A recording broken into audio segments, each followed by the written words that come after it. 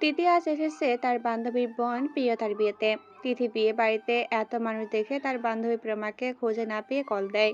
তিথি প্রায় 5টা কল দেওয়ার পর প্রেমা কল রিসিভ করে। আসসালামু আলাইকুম।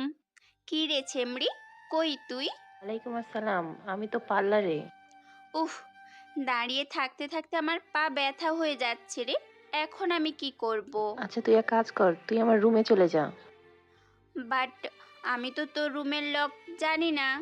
1632, আমি না আসা পর্যন্ত আমার রুমে ওয়েট করবি, ঠিক আছে? তিথি প্রায় শোয়ের কাছাকাছি মানুষের মধ্য দিয়ে প্রেমাদের ফ্লোরে পৌঁছালো, কিন্তু বিপত্তি হয়। প্রেমার রুম কোনটা এটা চেনার বেলা।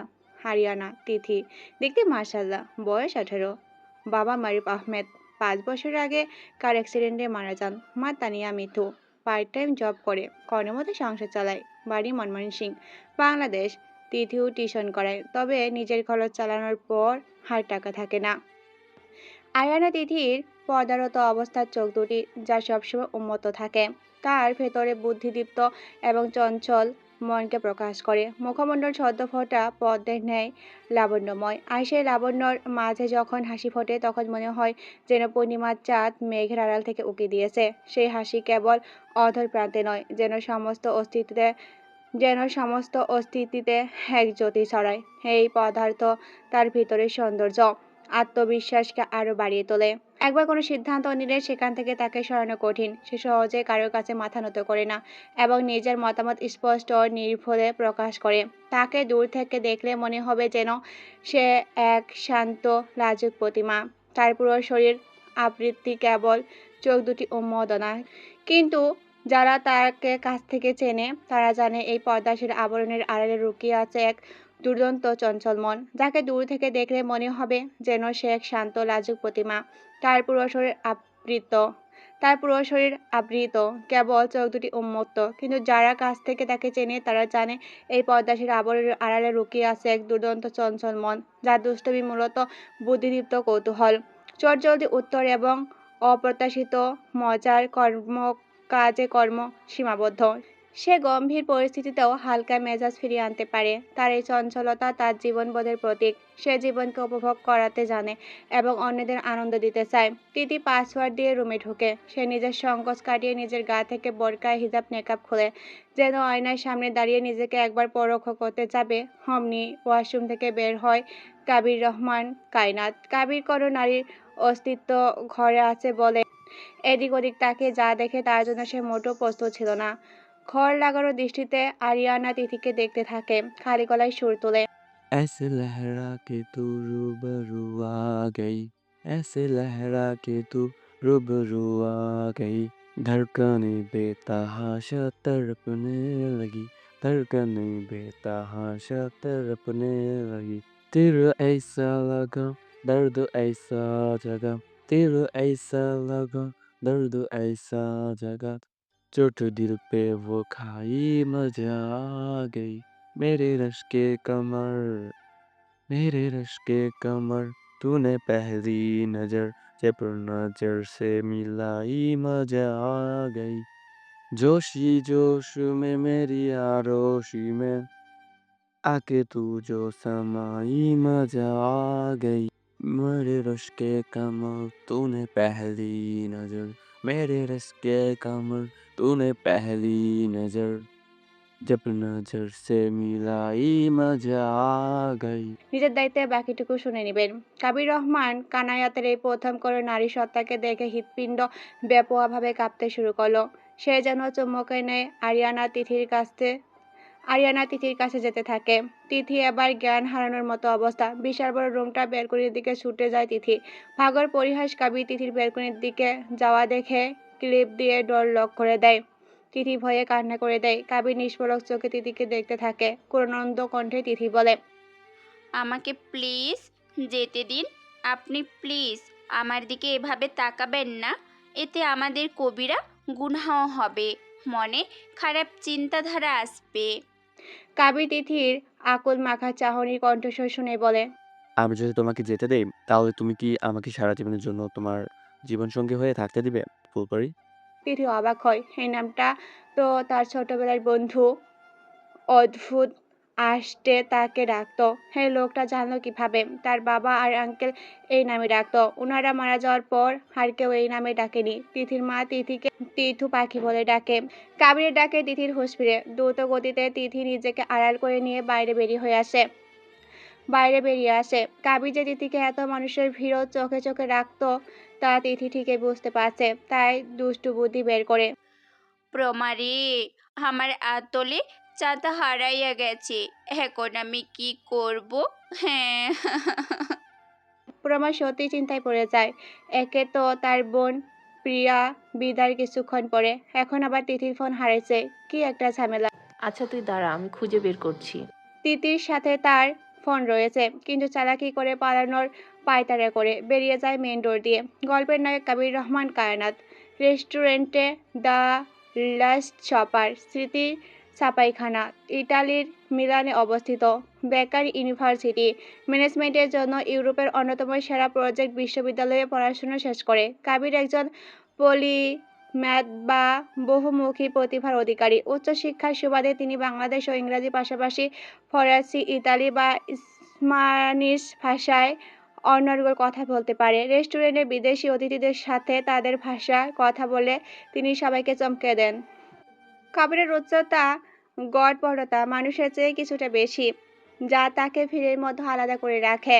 চওড়া কাঁধ এবং ঋজু ভঙ্গি তার ব্যক্তিত্বের এক ধরনের গাম্ভীর্য। কণ্ঠস্বর গম্ভীর এবং মুখমণ্ডলের মতো মসৃণ, যা শুনলে মনে হয় তিনি প্রতিটা শব্দ খুব মেপে কথা বলেন। রেস্টুরেন্টের সাদা শেভ কট বা দামি ফর্মাল শার্ট সবকিছুতেই তাকে সমান আকর্ষণীয় দেখায়। তার মুখমণ্ডল কিছুটা লম্বাটে এবং চালের হাট অন্তত তীক্ষ্ণ, উঁচু অ্যাডসম অ্যাপস, যা তার পুরুষাব্দি চেহারাকে আরো স্পর্শ করে তোলে। গায়ের রং উজ্জ্বল সুন্দর, তার নাকটি খাটো এবং ঠোঁটের কোণে সবসময় একটি রহস্যময় হাসির রেখা লেগে থাকে। তার গা থেকে সবসময় দামি পারফিউমের সাথে হালকা কফি বিন বা দারুচিনির একটি মিশ্র ঘ্রাণ পাওয়া যায়। রাত 12টা বাজে। প্রকৃতির নামে গভীর নিস্তব্ধতা, যেখানে চাঁদ তারার আলোয় আলোকিত হয় চারপাশ। ঝিঁঝি পোকার ডাক শোনা যায়, শিশির ভেজা ঘাসের ভেজে ওঠে, আর শীতকাল হলে কুয়াশা চাদর মুড়ে নেয় প্রকৃতি। চারপাশ হয়ে ওঠে হিমশীতল ও মোহনীয়, যা মানুষের ইন্দ্রিয়কে করে তোলে আরো সজাগ। শোনা যায় গভীর রাতের শব্দ ও ঘ্রাণ। বাসর রাতের এই সময়টা আরিয়ান তিথির জীবনের নতুন সূচনা, তাই ভেতরে এক ধরনের আনন্দ, কিছুটা ভয় এবং অনেক আশা কাজ করছে। অতীত তিথি মেন ডোর দিয়ে বের হয়ে ঠিক তখনই বেশি দূর যেতে না পারে কবি তিথিকে অজ্ঞান করে তুলে নিয়ে যায়। এরপর তিথির আর কিছুই মনে নেই। কবি তিথিকে কোলে নিয়ে বাড়ি ফিরে সাথে। কাবিরের বাবা আর তিথির বাবা বেশ ঘনিষ্ঠ বন্ধু ছিল, তাই তারা একে অপরকে প্রতিজ্ঞা করেছিল কাবিরের সাথে তিথির বিয়ে দিবে। কাবির এসবের কিছু জানতো না, সে শুধু নিজের উদ্দেশ্য হাসিল করতে তিথিকে জোর করে বিয়ে করে নিয়েছে। তিতু এসব জানে না। কাবিরের সহ পরিবারের ইতালি চলে যায়।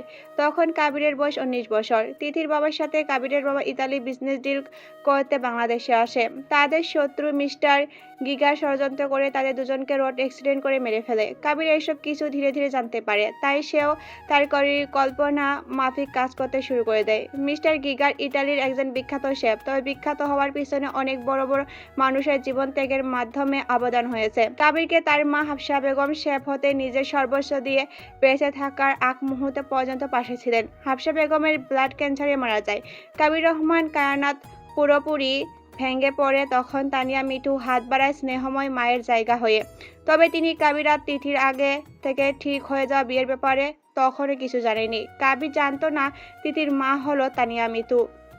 বর্তমান তিতু একটু পরেই হেঁচকি তুলছে, জোরে জোরে নিঃশ্বাস নিচ্ছে, কান্না করার ফলে মাথাটাও ব্যথা করছে। কিছুক্ষণ পরে কাবির তড়িঘড়ি করে ঘরে প্রবেশ করে। তিথি আরো গুটিসুটি মেরে বসে থাকে। কাবির গম্ভীর কণ্ঠে বলে ওঠে, শোনো মিয়া, আমি তোমাকে শুধু নিজের স্বার্থের জন্য বিয়ে করেছি। আমার কাছে ভালোবাসা চাইতে এসো না। তাছাড়া আমার তোমার উপরে কোনো ইন্টারেস্ট নেই। আন্ডারস্ট্যান্ড? তিথি কাবিরের এমন হুমকি স্বরূপ বাণী শুনে কেঁপে ওঠে, ভয়ে ভয়ে বলে, আপনি মোটেও আমার সাথে এমন করে ঠিক করেননি। আমি আপনাকে জীবনেও ক্ষমা করব না, ঘোড়ার মুখ একটা। কাবির বিরক্ত দিয়ে ভুরু কুঁচকে তিথির দিকে তাকিয়ে বলে। What is ঘোড়ামুখ? তিথি মাথার ঘোমটা সরিয়ে বলে, ইউ ইউ আমার সুন্দর জীবনটা নষ্ট করে দিয়েছেন। আমি কত স্বপ্ন দেখেছি আমার সাথে যার বিয়ে হবে সে অনেক হাসি খুশি থাকবে, আমায় ভালোবাসবে। আর আপনি আমার সব স্বপ্ন নষ্ট করে আমায় কিডন্যাপ করে বিয়ে করে নিয়েছেন। ফুটো বালতি একটা। রাগে কবির উঠে দাঁড়ায়। যেই তিথির কাছে যাবে অমনি তিথির ফোন বেজে ওঠে। কি রে মা, কোথায় তুই? রাত 12টা বাজে, এখনো বাড়ি ফিরিসনি কেন? আমি চিন্তা করতে করতে মরে যাচ্ছি। কথা বল তিথি। আসলে আম্মু, আমার বান্ধবীর গুন্ডা ভাই আমাকে কিডন্যাপ করে বিয়ে করে ফেলেছে। আম্মু, বিশ্বাস করো আমি ইচ্ছে করে এমন করিনি। তানিয়া মৃত্যু স্তব্ধ হয়ে যায়। তার একমাত্র আদরের মেয়েকে কিনা একটা গুন্ডা বিয়ে করে নিয়েছে। তিতু পাখি, ভয় পাস না, আল্লাহ পাক তোর সাথে সব সময় আছেন। আমি ভিডিও কল দিচ্ছি, ছেলেটার সাথে আমার কথা বলিয়ে দে। আন্টি আপনি? তুমি আমার মেয়েকে কিডন্যাপ করে বিয়ে করেছো কবির? আসলে আন্টি, আমি আপনাকে বিষয়টা ক্লিয়ার করে বলছি। কাইফা আমাকে তানিয়া মৃত্যু কল কেটে দেয়। যে ছেলেটা সে এতদিন ধরে পাশে থেকে এসেছে সে কি তার মেয়েকে জোর করে বিয়ে করে নিয়েছে? তার অগোচরে কাজটা মোটেও ঠিক করেনি কবির। কি ঘোড়ার মুখ! আমার আম্মুকে আপনি আগে থেকে চিনতেন না কি? হুম, হুম। আপনার মতো একটা ফুটো বালতির সাথে আম্মু পরিচিত, কেউ ভাবতেই বমি আসে। Walk! Shut up crazy girl. তুমি আমার সম্পর্কে না জেনে এভাবে উল্টাপাল্টা কথা বলছো কোন সাহসে? আরেকবার ননস্টপ বকবক করলে জিহ্বা ছিঁড়ে নিব। স্টুপিড। কাবিরের মুখে ক্রেজি গার্ল স্টুপিড বলা শুনে তিথির শরীরে আগুন ধরে যায়। সে উঠে যেই কাবিরকে কথা শোনাতে যাবে এমন সময় শাড়ির সাথে পা বেজে থুপ করে কাবির ওপর পড়ে যায়। কাবির কি তিথিকে কখনো ভালোবাসবে না? আজকের পর্বটা কেমন লাগছে জানাবেন। বসার ঘরে সবাই অপেক্ষা করছে। তিথি তো দোয়া দরুদ পড়ছে আর চা নাস্তা বানাচ্ছে। কাবির নায়ক স্টাইলে বসে আছে। এটা দেখে তিথি ভেঙচি কেটে বলতে থাকে, ইয়া আল্লাহ, মাবুদ, এই রাক্ষসটার সাথে আমি কিভাবে সংসার করব? গতকাল রাতে আমি একটু মজা করে বলেছিলাম, যান যান আপনার জিএফকে গিয়ে বিয়ে করুন। আমার মতো এত সুন্দর মেয়ের ওপর আপনার তো ইন্টারেস্ট নেই, তা থাকবে কেন? মান সম্মান সব শেষ করে ফেলেছেন। এখন কোন মুখে আমার সাথে কথা বলবেন? হ্যাঁ, ইসরে, এখন আমার মাজায় ব্যথা করতেছে। পাষাণ ব্যাটা একটা, এখনো মাজায় ব্যথা করতেছে। পাষাণ ব্যাটা একটা, তোর ওপর ভুলে পড়ে গিয়েছিলাম, আমার ঠেকা পড়ে নাই তোর ওপর পড়ার। খচ্চর একটা, নিজেরে হিরো হিরো মনে করে। কুত্তা বিলাই কোথাকার। এ তাড়াতাড়ি চা নাস্তা বানিয়ে আন্টির কাছে নিয়ে চলো, উনি অনেকক্ষণ যাবৎ বসে আছেন। এতই যখন দরদ হচ্ছে তাহলে নিজে গিয়ে দিয়ে আসুন না, আমায় বলছেন কেন? ফুটো বালতি। ইউ তিথি, তুমি কাবিরের সাথে এমন বাজে ব্যবহার করছো কেন? কাবির তোমাকে বিয়ে করেছে, তোমার বিয়ে করা স্বামীও। আমি তোমাকে এই শিক্ষা দিয়েছি তিথি? আমি কি তোমাকে সঠিকভাবে মানুষ করতে পারিনি? সরি আম্মু, আমি বুঝতে পারিনি, এমন ভুল আর হবে না। ইটস ওকে আন্টি, আমি কিছু মনে করিনি। আজকে আমার ফ্রেন্ড কাইফ আসবে, আশা করি তুমি কোনো সিক্রেট করবে না ওর সামনে। তবা তবা, আমি মানুষটা খারাপ হতে পারি, তবে এত খারাপ না যে মেহমানকে বেজ্জতি করব। স্বামীজান, আপনি আমার উপর বিশ্বাস রাখিতে পারেন।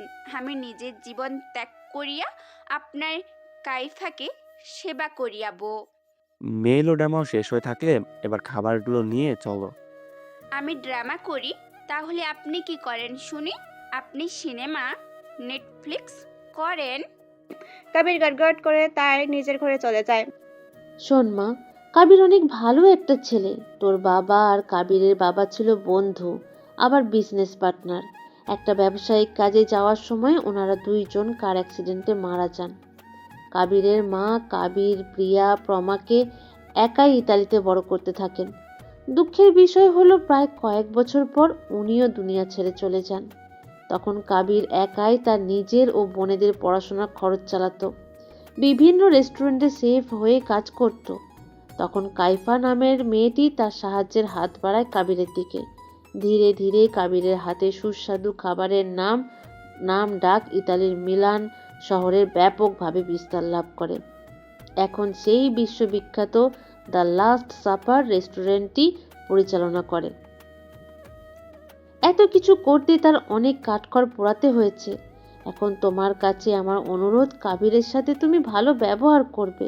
স্ত্রীর মতো না করতে পারলেও বন্ধুর মতো সব সময় পাশে থাকবে। চাটা কিন্তু বেশ হয়েছে। আমার কাজের সময় হয়ে যাচ্ছে, আমি উঠি। আম্মু, তোমাকে আর ওইসব জব করতে হবে না। আমি এখন থেকে তোমার ভরণ পোষণের দায়িত্ব নিলাম।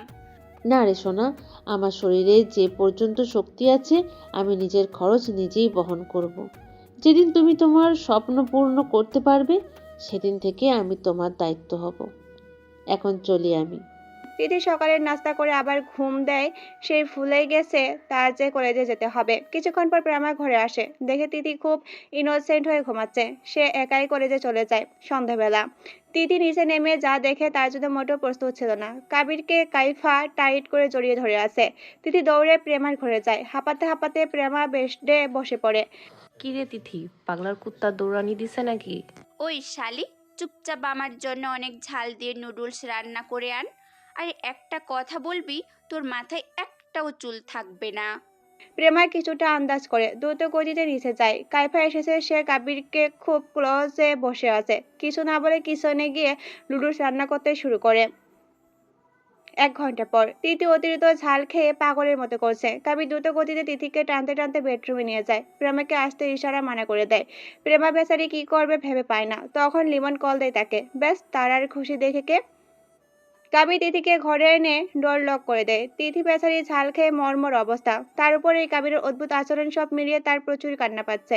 কাবির ধীর পায়ে তিথির দিকে এগিয়ে আসে। শোনো মেয়ে, কাইফ আমার বান্ধবী। তার উপকারের প্রতিদান আমি কখনোই শোধ করতে পারবো না। ওর সাথে খারাপ আচরণ করলে আমি তোমাকে শেষ করে দিব। শুনুন, আপনার ওপর আমার কোনো ইন্টারেস্ট নেই। ঘোড়ার মুখো, আপনি যা ইচ্ছে করুন গিয়ে। কাবিরের আবার মেজাজ খারাপ হয়। তিথি তাকে কখনোই বোঝে না। বাচ্চা মেয়েটা বড্ড পাগলাটে টাইপ লাগে।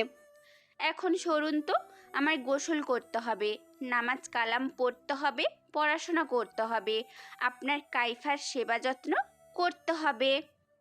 লিসেন, ঘোড়ামুখো নামে আরেকবার ডাকলে কি করব আমি নিজেও জানি না। Mind it. তিথি ওয়াশরুমে ঢুকে আবার পিছনে ফিরে দাঁড়িয়ে বলে, যান যান, আপনার কাইফাকে টাইট করে জড়িয়ে ধরে সেবা যত্ন করুন গিয়ে। গুন্ডা পুরুষ একটা। কাইফা অপেক্ষা করতে করতে এক পর্যায়ে যায় কাবিরের ঘরে। তিথি বাদ দিয়ে ঘরে এসে দেখে কাইফা ভিডিও কলে কাকে যেন কাবিরের সাথে পরিচয় করে দিচ্ছে।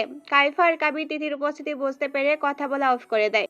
তিথি খুব রাগ হয় কাবির সাথে কাইফাকে বসে থাকতে দেখে। সে নিজের মাথার শাড়ির আঁচল তুলে কয়েক কদম এগিয়ে আসে। আসসালামু আলাইকুম আপু, আমার নাম আরিয়ানা তিথি। আপনার যদি কোনো কিছু প্রয়োজন হয় তাহলে এই তিথিকে বলবেন। আমি সর্বদাই আপনার সেবায় নিয়োজিত আপু। আবার দম নিয়ে বলে, আমি এখন নামাজ পড়ব।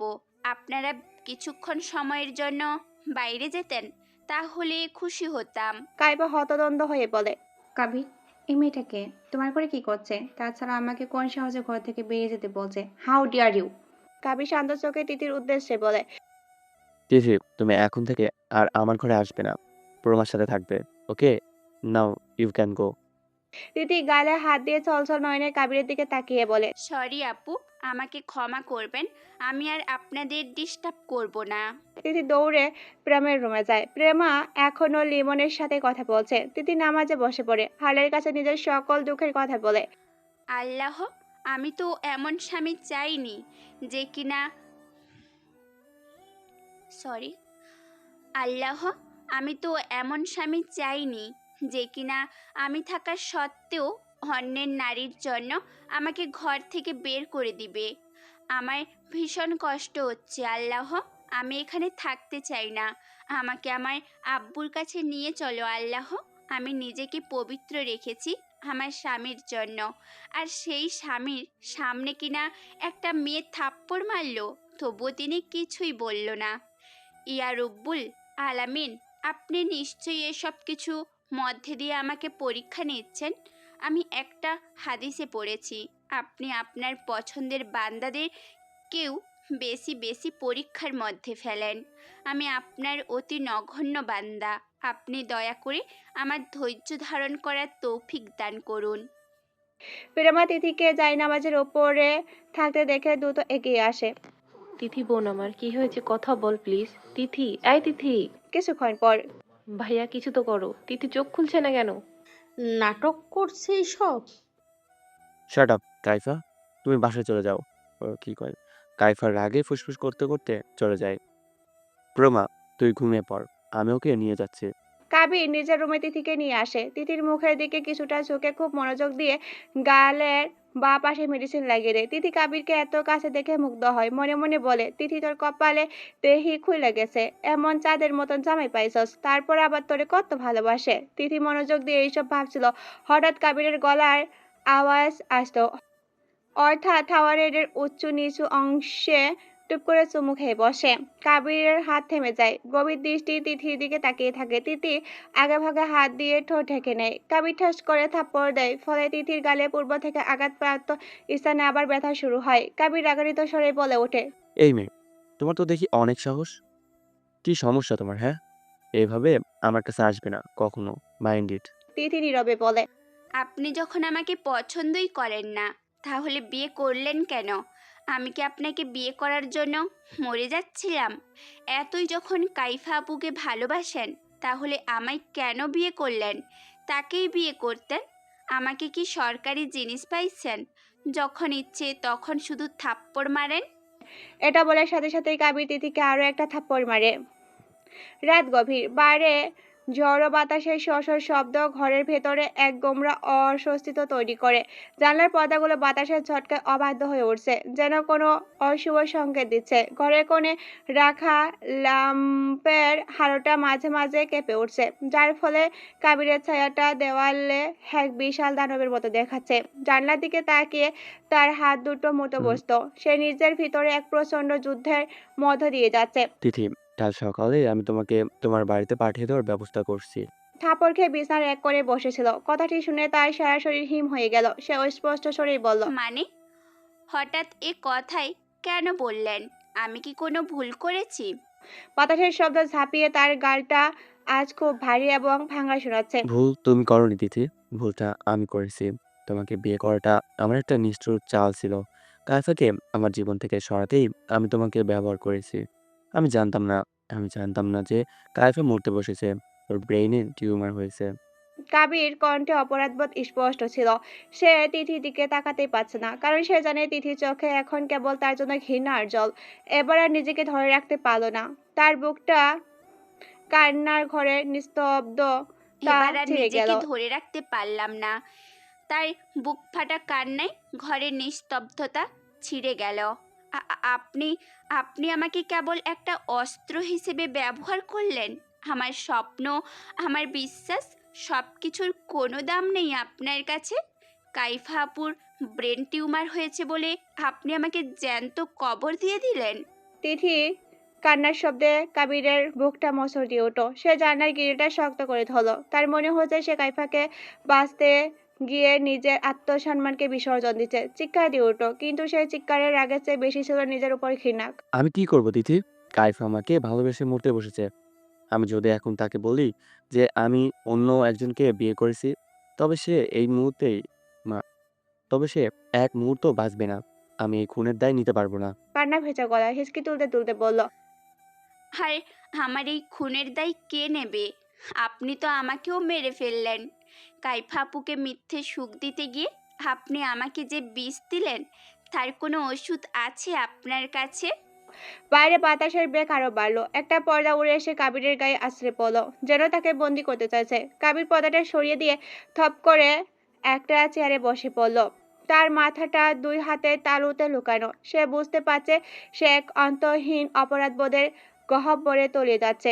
খুব নিচু স্বরে যেন নিজের সাথেই কথা বলছে। আমি জানি, আমি জানি আমি অপরাধী। আমি জানি আমি তোমার জীবনটা নষ্ট করে দিলাম। কিন্তু আমার কোনো পথ নেই তিথি। আমার আর কোনো পথ নেই। তিথি আর করে কথাই বলো না। সে কেবল বালিশে মুখ গুজে ফুপিয়ে কাঁদতে লাগলো। সেই কান্নার শব্দ আর বাইরে বাতাসের হাহাকার মিলেমিশে একাকার হয়ে গেছে। কাবির সেই শব্দ সহ্য করতে না পেরে কান চেপে ধরল, কিন্তু অপরাধ বোধে সেই চিৎকার তার মনের ভিতর থেকে থামছে না। কাবির চেয়ার থেকে উঠে দাঁড়ানো, তার শরীর যেন পাথরের মতো ভারী। সে ধীরে ধীরে তিথির বিছানার দিকে এগিয়ে গেল। তিথি তখনও বালিশে মুখ গুজে কাঁদছে, তার কাঁধগুলো কেঁপে কেঁপে উঠছে। তিথি কোনো জবাব দিল না। তার কান্নার তীব্রতা সামান্য কমল, কিন্তু সে মুখ তুলল না। আমি জানি আমি তোমার কাছে ক্ষমা চাওয়ার যোগ্য নই। আমি তোমার জীবনটা কেড়ে নিয়েছি। তোমার পবিত্র বিশ্বাসকে আমি নোংরা রাজনীতিতে ব্যবহার করেছি। তুমি আমাকে ঘৃণা করো, তিথি। আমি সেই ঘৃণা আমার প্রাপ্য। তোমার সেই ঘৃণাই আমার প্রাপ্য। কিন্তু কাল সকালে যখন তুমি চলে যাবে, তখন তুমি শুধু এটুকু জেনে যেও, আমি তোমাকে ঠকিয়েছি। কিন্তু তোমার প্রতি আমার কোনো বিদ্বেষ ছিল না। তুমি তুমি খুব ভালো মেয়ে। তোমার মতো নিষ্পাপ একটা মেয়েকে এই নরকে টেনে আনার জন্য আমি নিজেকে কোনোদিন ক্ষমা করতে পারবো না। কাবির উঠে দাঁড়ালো। ঘরের ল্যাম্পটের আলোটা আবার কেঁপে উঠল, যেন বিদায়ের ঘন্টা বাজছে। হঠাৎ বালিশ থেকে মুখ তুলে তার চোখ দুটো রক্তবর্ণ, কিন্তু দৃষ্টি স্থির এবং শীতল। আমি আপনাকে ঘৃণা করি না। ঘৃণা করার মতো কোনো অনুভূতি আমার আর অবশিষ্ট নেই। আপনি আমার ভেতরের সবটুকু আলো নিভিয়ে দিয়েছেন গোড়ামুখ। সরি। হঠাৎ বালিশ থেকে মুখ তুলি, তার চোখ দুটো রক্তবর্ণ, কিন্তু স্থির দৃষ্টি এবং শীতল। আমি আপনাকে ঘেন্না করি না। ঘেন্না করার মতো কোনো অনুভূতি আমার আর অবশিষ্ট নেই। আপনি আমার ভেতরের সবটুকু আলো নিভিয়ে দিয়েছেন ঘোড়ার মুখ। এখন আমি শুধু একটা শূন্য খোলস। আপনি কাইফা আপুকে বাঁচানোর জন্য আমাকে ব্যবহার করলেন, ভালো কথা, কিন্তু আপনি কি জানেন আপনি কাকে মারলেন? আপনি সেই তিথিকে মারলেন, যে বিশ্বাস করত ভালোবাসা পৃথিবীর সবচেয়ে পবিত্র জিনিস।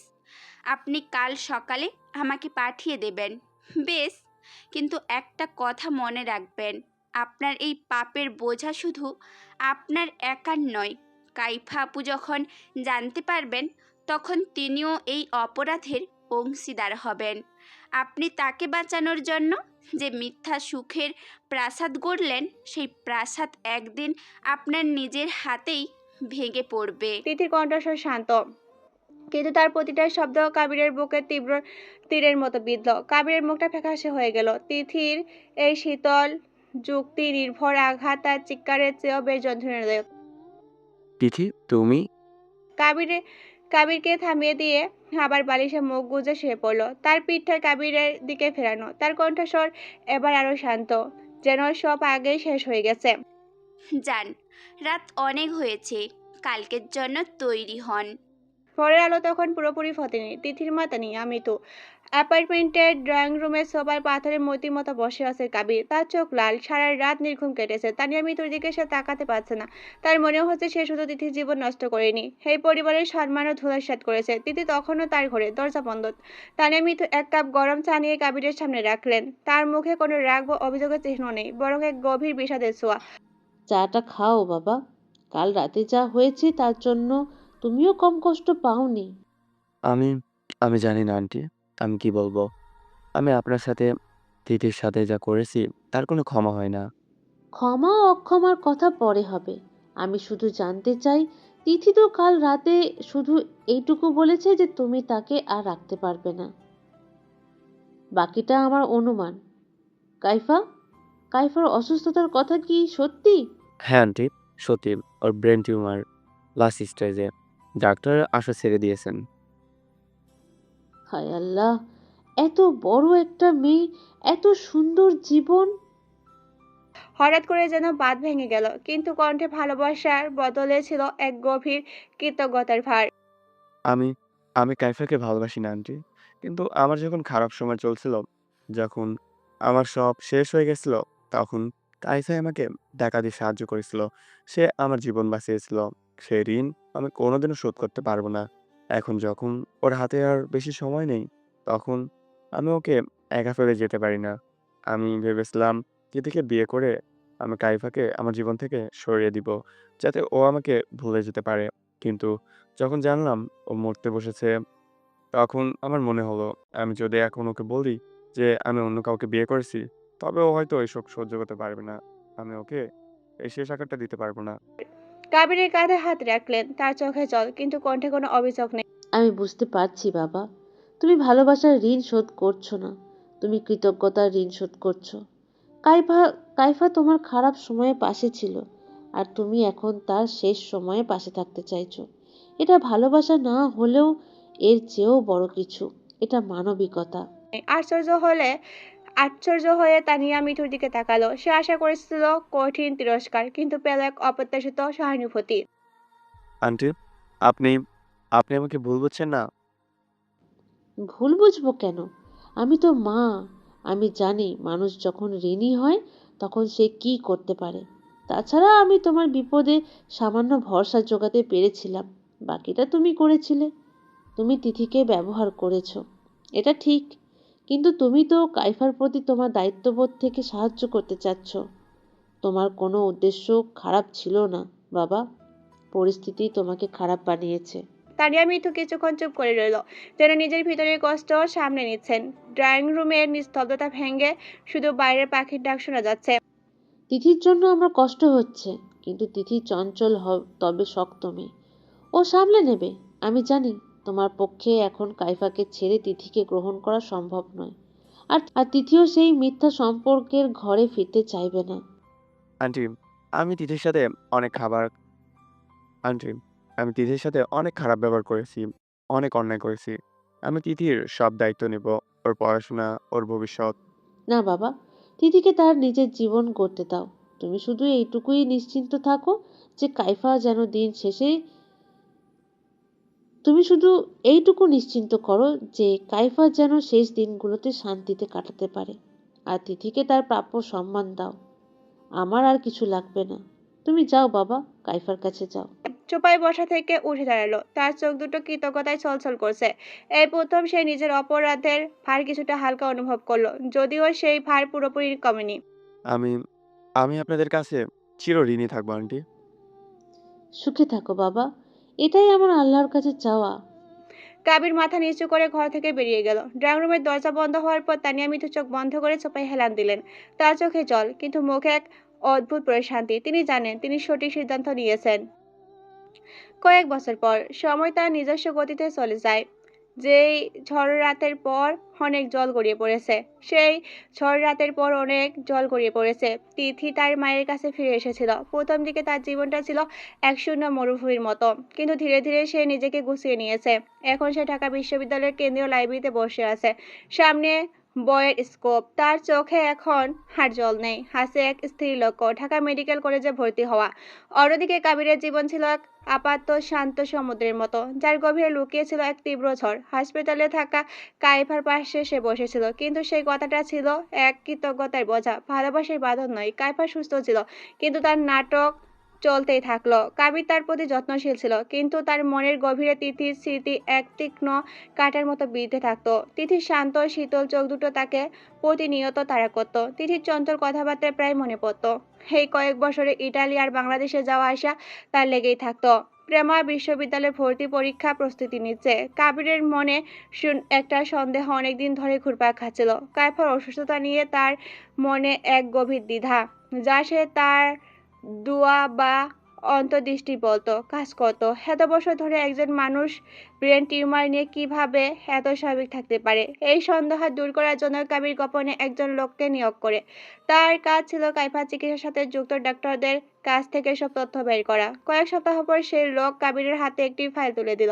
ফাইলটি খুলতেই কাবিরের চোখ কপালে উঠল। সেখানে স্পষ্ট লেখা, কাইফার কোনো ব্রেন টিউমার ছিল না। সাথে লোকটা এটাও বলল সবটাই ছিল সাধারণ নাটক। কাইফা একজন ডাক্তারকে মোটা অঙ্কের টাকার বিনিময়ে কিনে নিয়েছিল, যার উদ্দেশ্য ছিল কাইফাকে চিরদিনের জন্য নিজের কাছে আটকে রাখা। কাবিরের সারা শরীর রাগে, ঘৃণায় আর নিজের বোকামি ভেবে কেঁপে উঠলেন। সেই বন্ধুত্বের ঋণ শোধ করতে গিয়ে নিজের জীবন, তিথির জীবন সব নষ্ট করেছে। তার মনে হলো তিথির মা তানিয়া মিঠু তাকে যে মানবিকতার কথা বলেছিলেন, তা ছিল এক প্রতারণার আড়ালে ঢাকা। আর এক মুহূর্তে দেরি করল রে কাবির। সে সোজা কাইফার বাড়িতে গেল। সেখানে কোনো চিৎকার, কোনো নাটক নয়। কাবির শান্ত শীতল কণ্ঠে কাইফাকে সব জানিয়ে দিল। তোমার নাটক শেষ কাইফা। তোমার কোনো অসুখ ছিল না। তুমি আমাকে ব্যবহার করেছো। আমার কৃতজ্ঞতাকে ব্যবহার করেছো। কাইফা প্রথমে অস্বীকার করতে চাইলো, কিন্তু কবির যখন ডাক্তারের সেই সই করা রিপোর্টটা দেখালো, তখন তার মুখ ফ্যাকাশে হয়ে গেল। টেবিলের উপর থেকে তার চাবি আর ওয়ালেট তুলে নিল। আমাদের সব সম্পর্ক আজ থেকে শেষ। তুমি তোমার জীবন নিয়ে থাকো, আমি আমার জীবনের সব থেকে বড় ভুলটা শুধরাতে যাচ্ছি। কাবির, তুমি এমন করো না। আমি তোমাকে ভালোবাসি। কাবি সেই ভালোবাসার আবেদনে কান দিল না। সে জানে এই ভালোবাসা নয় এটা। এটা ছিল এক অসুস্থ অধিকারবোধ। সে দ্রুত কাইভার বাড়ি থেকে বের হয়ে গেল। তার গন্তব্য এখন একটাই, তিথির বাড়ি। কাবিরের মনে এখন কোনো দ্বিধা নেই, কোনো অনুশোচনা নেই। আছে শুধু তিথিকে ফিরিয়ে আনার এক তীব্র আকাঙ্ক্ষা। সে জানে কাজটা সহজ হবে না। তিথি তাকে ঘৃণা করে, কিন্তু সে তিথির কাছে ক্ষমা চাইবে, তার পায়ের কাছে মাথা নত করবে। তিথির পুরনো অ্যাপার্টমেন্টের সামনে এসে দাঁড়ালো কাবির। বুকটা ধড়ফড় করছে। সেই দরজা নক করলো। ভিতর থেকে তিথির কণ্ঠস্বর ভেসে আসলো। কে? লরা, তুই এসেছিস?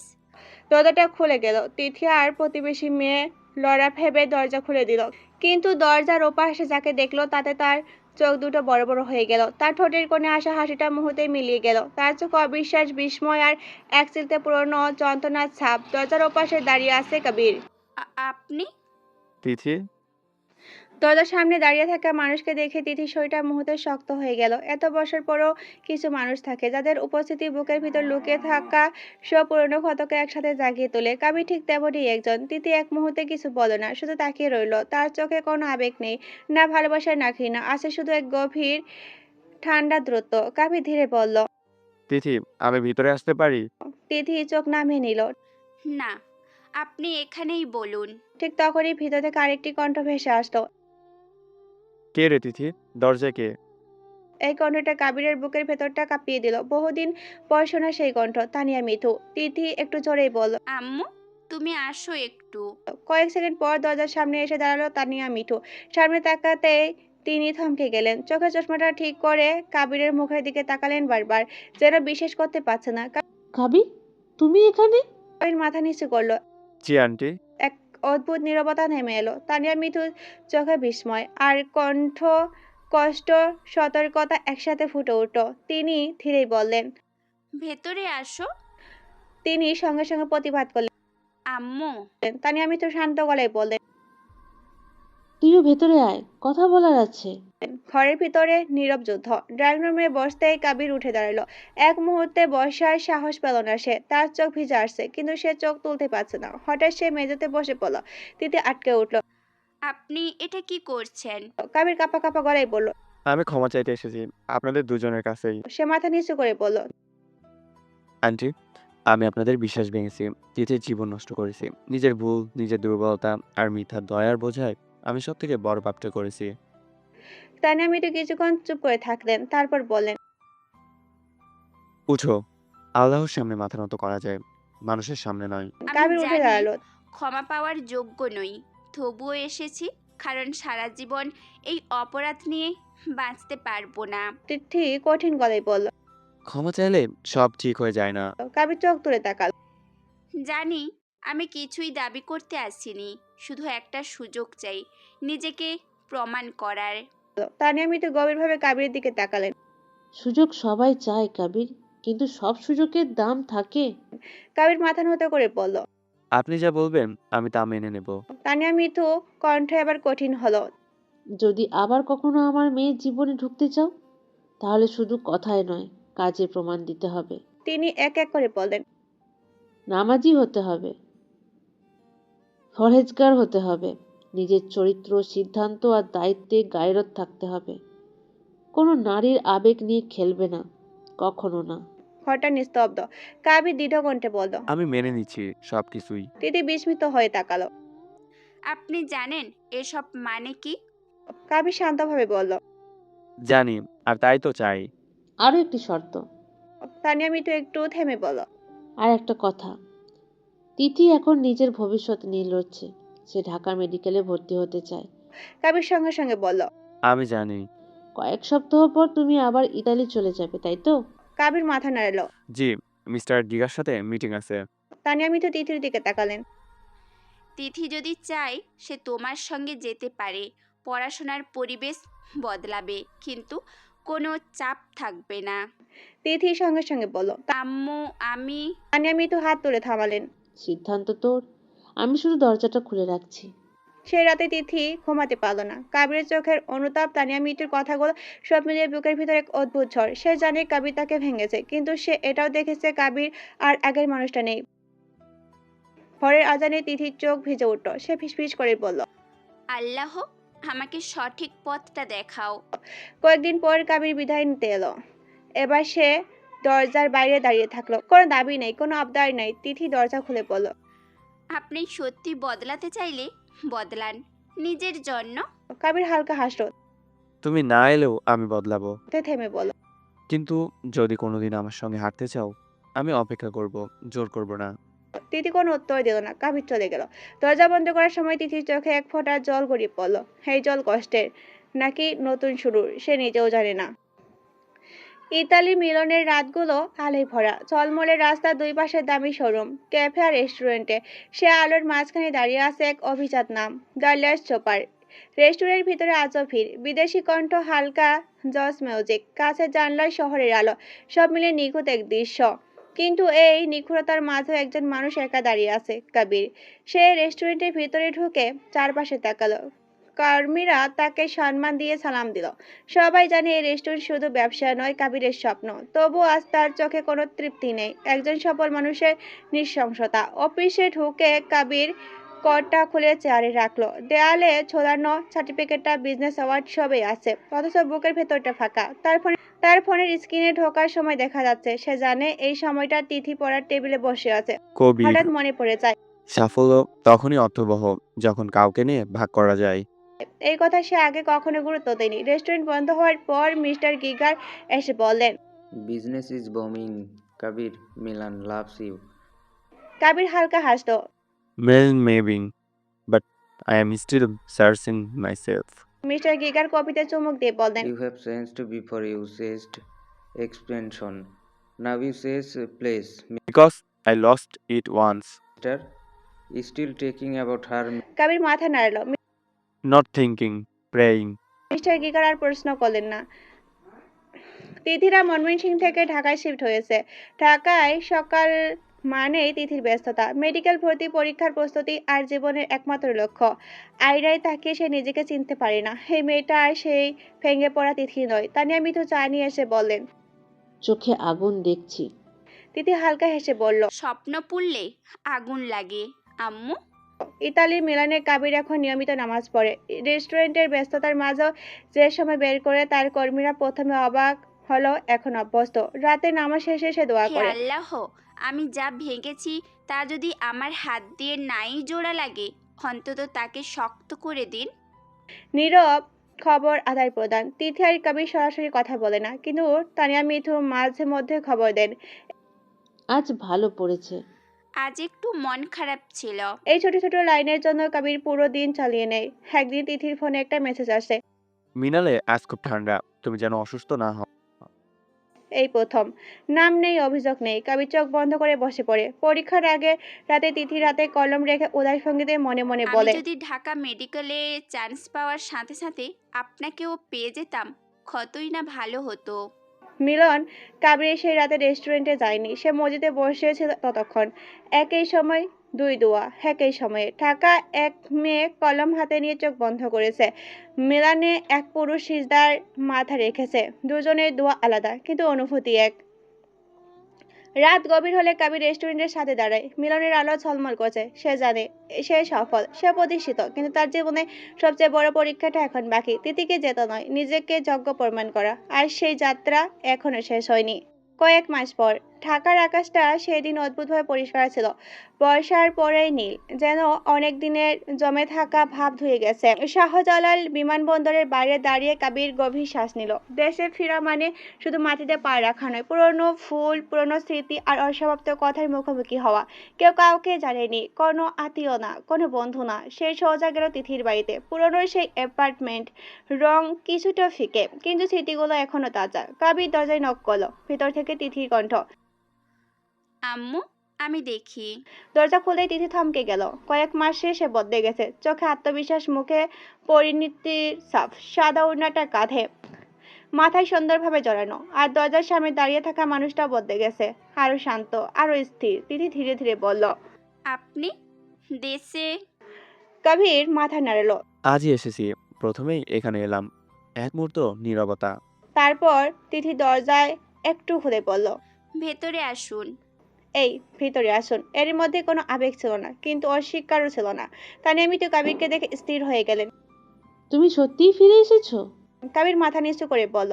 জি আন্টি, কিছু কথা ছিল। তানিয়া মিতু বসতে বললেন। তিথি চুপচাপ পাশে বসে রইল। কবির শান্ত গলায় বলল, আমি ফিরে এসেছি, স্থায়ীভাবে না, আপাতত। কিন্তু এবার আর পালাতে নয়, যা হবে সামনে দাঁড়িয়ে হবে। সে তিথির দিকে তাকালো। আমি জানি এখনো অনেক প্রশ্নের উত্তর দেয়নি। আজ কোনো উত্তর চাইতেও আসিনি, শুধু জানতে এসেছি আমি আমার কথায় আছি। তিথি চোখ তুলল। মানে? মানে আমি বদলানোর শর্তগুলো মেনে চলছি, নামাজ, দায়িত্ব, সীমা সব। তানিয়া মিঠু কিছুক্ষণ থেকে বললেন। সময়ই তার প্রমাণ দেবে। কাবির উঠে দাঁড়ালো। আমি আর বেশি থাকবো না, শুধু জানতে চেয়েছিলাম আমি এখানে। সে চলে গেল। তিথি দরজা বন্ধ করলো। বুকের ভিতর অদ্ভুত এক ভার। কাবিরের বাড়িতে দুদিন পর হঠাৎ অতিথি। তার চাচা চাচি, বড় পরিবার সবাই একসাথে। ডাইনিং রুমে বসে কাবিরের চাচা হেসে বলেন। অনেকদিন পর দেশে এসেছিস, তাই ভাবলাম একটা ভালো খবর দিয়ে জানিয়ে। কাবির অবাক। কি খবর? চাচি হাসি মুখে বলেন। তোর বিয়ের কথা। কাবির চমকে উঠল। কি? জেমি খুব ভালো মেয়ে, পরিবার জানাশোনা, আমরা সব ঠিক করে ফেলেছি। পাশে বসা প্রেমা, কবিরের ছোট বোন, বিস্ময় তাকিয়ে আছে। মেজো বড় চুপ। চাচা আবারও বলেন। আর প্রমার সাথেও লিমনের বিয়ের কথাও পাকা। কাবির ধীরে বলল। চাচা, আপনি আমাকে জিজ্ঞাসা না করলেন? বিয়েতে আবার জিজ্ঞেস কিসের? তুই তো অনেক ঘুরেছিস। কাবির শান্ত গলায় বলল। আমি বিয়ের জন্য প্রস্তুত নই। সবাই অবাক। প্রেমা ফিসফিস করে বলল। ভাইয়া, কাবির উঠে দাঁড়ালো। আমার জীবনে এখনো কিছু অসম্পূর্ণ আছে, সেটা শেষ না করে আমি কাউকে বিয়ে করতে পারবো না। চাচা কণ্ঠস্বর শক্ত হলো। সে মেয়ে? কাবির কোনো নাম নিল না। হ্যাঁ। সেদিন বিকালে তিথি মেডিকেল কলেজের নোট নিয়ে বসে আছে। মনটা বারবার অন্যদিকে চলে যাচ্ছে। তানিয়া মিতু হঠাৎ বলেন। কাবিরের বাড়িতেই আজ লোকজন এসেছে। তিথি হাত থমকে গেল। কেন? শুনেছি বিয়ের কথা উঠেছে। বুকের ভেতরটা কেঁপে উঠল তিথি। সে নিজেও বুঝতে পারল না কেন। কার সাথে? তানিয়া মিতু তাকিয়ে বলল। জানি না। তিথি চুপ করে পড়ায় মন দিল, কিন্তু অক্ষরগুলো ঝাপসা। রাতে সে জানলার পাশে দাঁড়িয়ে মনে মনে বলল। যদি সে অন্য কাউকে বেছে নেয়, তাহলে কি আমার কষ্ট পাওয়ার অধিকার আছে? উত্তর পেল না। রাতে কবির একা ছাড়ে দাঁড়িয়ে থাকে। নিচে ঢাকা শহরের আলো। একদিকে পরিবারের চাপ, একদিকে ভালোবাসার ঋণ। সে চোখ বন্ধ করে ফিসফিস করেই বলল। আল্লাহ, আমাকে এমন সিদ্ধান্ত নিতে দাও যাতে কেউ না ঠকে যায়। দূরে কোথাও তিথির এই আকাশের নিচে দাঁড়িয়ে আছে। দূরে কোথাও তিথি ওই একই আকাশের নিচে দাঁড়িয়ে আছে। দুজনেই জানে এবারে যুদ্ধ বাইরে নয়, ভেতরে। তিথির ভিতরে ঝড় চলছে। মেডিকেল কলেজে নোট খোলা, কিন্তু তিথির চোখ বয়ে নেই। মায়ের কথা বারবার কানে বাজে। কাবিরের বাড়িতে আজ বিয়ের কথা উঠেছে। সে নিজেকে বোঝাতে চায়, এতে আমার কি, কিন্তু বুকের ভেতরে কষ্টটা মানতে চায় না। আয়নার সামনে দাঁড়িয়ে তিথি নিজের দিকে তাকালো। আমি কি এখনো তাকে নিয়ে ভাবি? উত্তরটা সহজ। সে জানে সে আর আগে তিথি নয়। সে নিজের পায়ে দাঁড়াচ্ছে। তবু কিছু মানুষ থাকে যারা সারা জীবন এক অধ্যায় হয়ে যায়। বই বন্ধ করলেও সেই অধ্যায়ের দাগ থেকে যায়। পরের দিন বিকালে কাবিরের বাড়িতে চাচা চাচির সাথে জেমি আসে। পরিপাটি, ভদ্র, চোখে আত্মবিশ্বাস, খুবই খুশি। কবির চুপচাপ সব দেখছিল। একসময় জেমি নিজেই বলে। কাবির, একটু কথা বলা যাবে? বারান্দায় দাঁড়িয়ে দুজন, শহরের শব্দ দূরে। জেমি সরাসরি বলল। আমি জানি এই বিয়ের কথা হঠাৎ এসেছে। তুমি যদি প্রস্তুত না থাকো আমি জোর করব না। কাবির তাকিয়ে রইল। তুমি জানো, আমি অন্ধ নই, কারো চোখে অন্য কারোর নাম লেখা থাকলে বোঝা যায়। আমি কারো জীবন নষ্ট করতে চাই না। তাহলে সত্যিটা বলো। আমার জীবনে একজন আছে, আমি তাকে ভুলভাবে হারিয়েছি, এখনো সেই ভুল সংশোধন করছি। তাহলে তুমি সৎ, সেটা আমার জন্য যথেষ্ট। তোমাকে যে পাবে সে পৃথিবীর সবচেয়ে বেশি সুখী হবে। আফসোস ব্যক্তিটা আমি হতে পারলাম না। সে ফিরে গেল। পরিবারের সকলেই রাতে সবাই বসলে চাচা বললেন। তাহলে কি ঠিক হলো? কাবির সোজা হয়ে বসতো। আমি বিয়ে করব না। ঘরে হঠাৎ নীরবতা। জেমির সাথে না? কারোর সাথে না, এখন নয়। চাচার কণ্ঠ শক্ত। সে মেয়ের জন্য? কাবির মাথা নিচু করল। হ্যাঁ, কিন্তু শুধু তার জন্য না, নিজের জন্য। সে যদি কখনো না বলে? কাবির ধীরে ধীরে বলল। তাহলে সেটাই আমার কপাল। আমি জোর করে কারোর জীবন চাই না। প্রেমা চুপচাপ ভাইয়ের দিকে তাকিয়ে রইল, তার চোখে গর্ব। সেদিন রাতে তানিয়া মিঠু তিথির পাশে বসে বলেন। কাবির বিয়ে ভেঙে দিয়েছে, তিথির বুকটা কেঁপে উঠল। কেন? কারণ সে অপেক্ষা করতে চায়। তানিয়া মিঠু ধীরে ধীরে বললেন। তুই যদি তাকে ক্ষমা করতে না পারিস সেটাও ঠিক, কিন্তু নিজের মনকে মিথ্যা বলিস না। আমি ভয় পাই আম্মু। ভয় ভালোবাসার শত্রু না, ভয় থাকে বলেই মানুষ সাবধান হয়। রাতে কাবির মসজিদ থেকে ফিরছে, আকাশে চাঁদ আটখানা। তার ফোনে একটা মেসেজ আসে, অচেনা নাম্বার। আপনি যদি একদিন কথা বলতে চান জানাবেন। কাবির থমকে দাঁড়ায়, চোখ বন্ধ করে বলে। আলহামদুলিল্লাহ। একটা মেসেজ, একটা দরজা। সব শেষ নয়, সব শুরুও নয়, কিন্তু দুজনেই জানে এবার পালানোর পথ নেই। কাবিরের ফোনের স্ক্রিনটা অনেকক্ষণ ধরে চলছিল। আপনি যদি একদিন কথা বলতে চান তাহলে জানাবেন। এই এক লাইনে এতদিনের অপেক্ষা যেন একসাথে এসে দাঁড়ালো। সে কোনো উত্তেজনা দেখলো না, কোনো আবেগে রিপ্লাই না, শান্তভাবে লিখলো। যেদিন তুমি প্রস্তুত সেদিনই জায়গা তুমি ঠিক করো। 2 দিন পর ঢাকা মেডিকেল কলেজের লাইব্রেরির পাশের ছোট্ট ক্যাবটায় খুব সাধারণ, বেশি লোক নেই, ঠিক যেমনটা তিথি চেয়েছিল।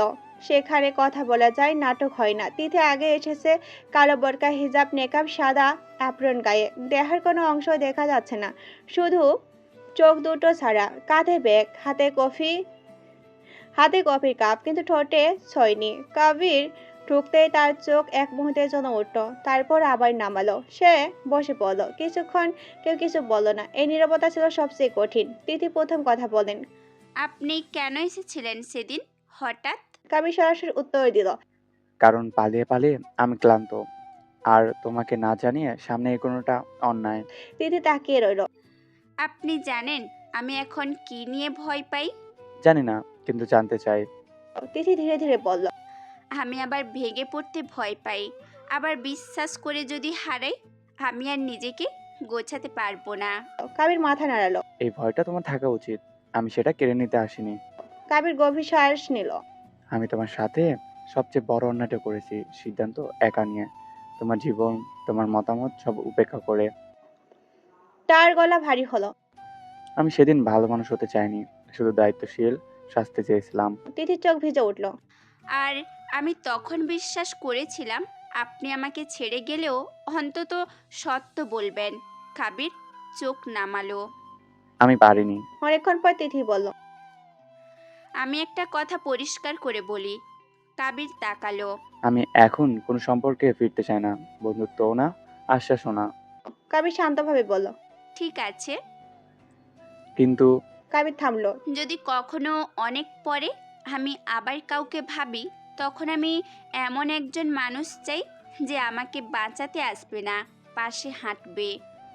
আমি সেটা হতে চাই। তিথি সঙ্গে সঙ্গে বলল। চাইলেই হবে না, হতে হবে।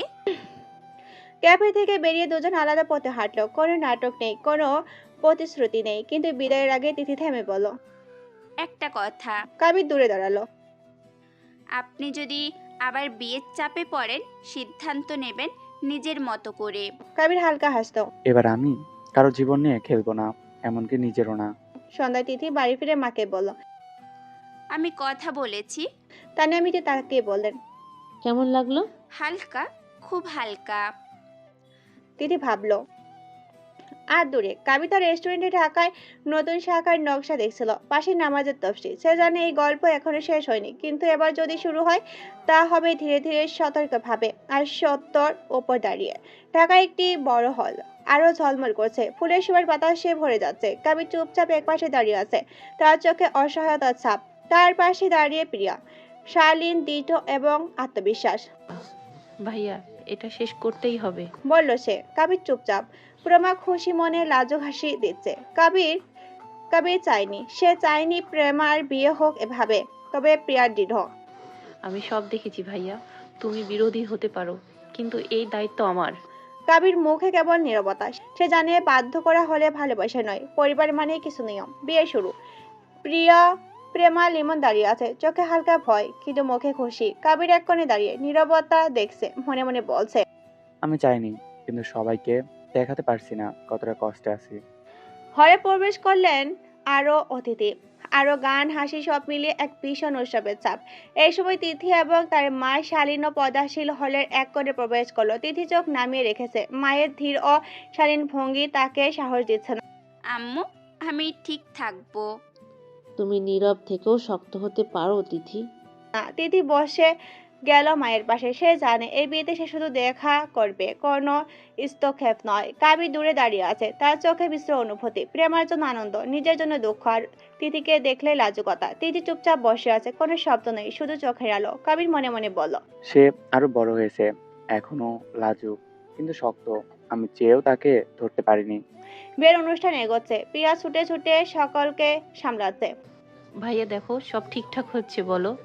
কাবির মাথা নাড়ল। সে জানে সে চাইলেই কিছু বদলাতে পারবে না। প্রেমা আর লিমন শেষ পর্যন্ত মিলে গেল। হাসি, আনন্দ, ফুল সবকিছু নিখুঁত। কাবির শুধু নীরব, তার চোখের কোণে লাজুক দুঃখ।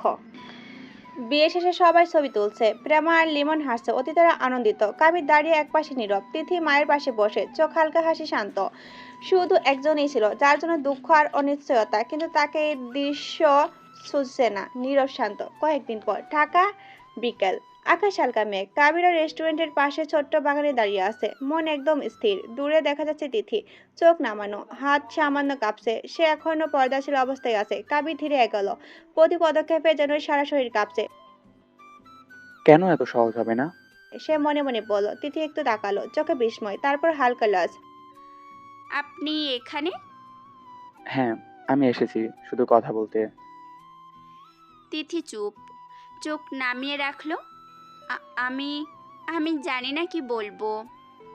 কবির হালকা হাসলো, কিন্তু চোখে দুঃখ। আমার কথাও দীর্ঘ নয়। আমি শুধু বলতে চাই, আমি ভুল করেছি। তিথি চুপ, কাঁপছে না, তবে চোখে লাজুক ছাপ। আপনার ভুলের প্রভাব আমি বুঝেছি, কিন্তু সে সময় আমি বলিনি। ঠিক আছে, তুমি বলবে না, আমি বলবো না, কিন্তু এখন আমি চাই শুধু তোমার সঙ্গে ঠিকভাবে দাঁড়াতে। তিথি ধীরে এক ধরনের চুপচাপ সম্মতি দিল। ঠিক আছে। শুনতে সহজ, কিন্তু দুজনের বুকের ভিতর জ্বালার লাশ, নীরব দণ্ড। সবাই একই সঙ্গে ভেসে আসছে। কাবির আরো এক ধাপ এগোলো। আমি চাই না তোমাকে আর কষ্ট পেতে দেখতে। তুমি চাইলে আমি দূরে থাকবো। তিথি কিছুক্ষণ চুপ, তারপর ধীরে ধীরে বলল, আমি আমি জানি, আর আমি চাই না কেউ জোর করুক।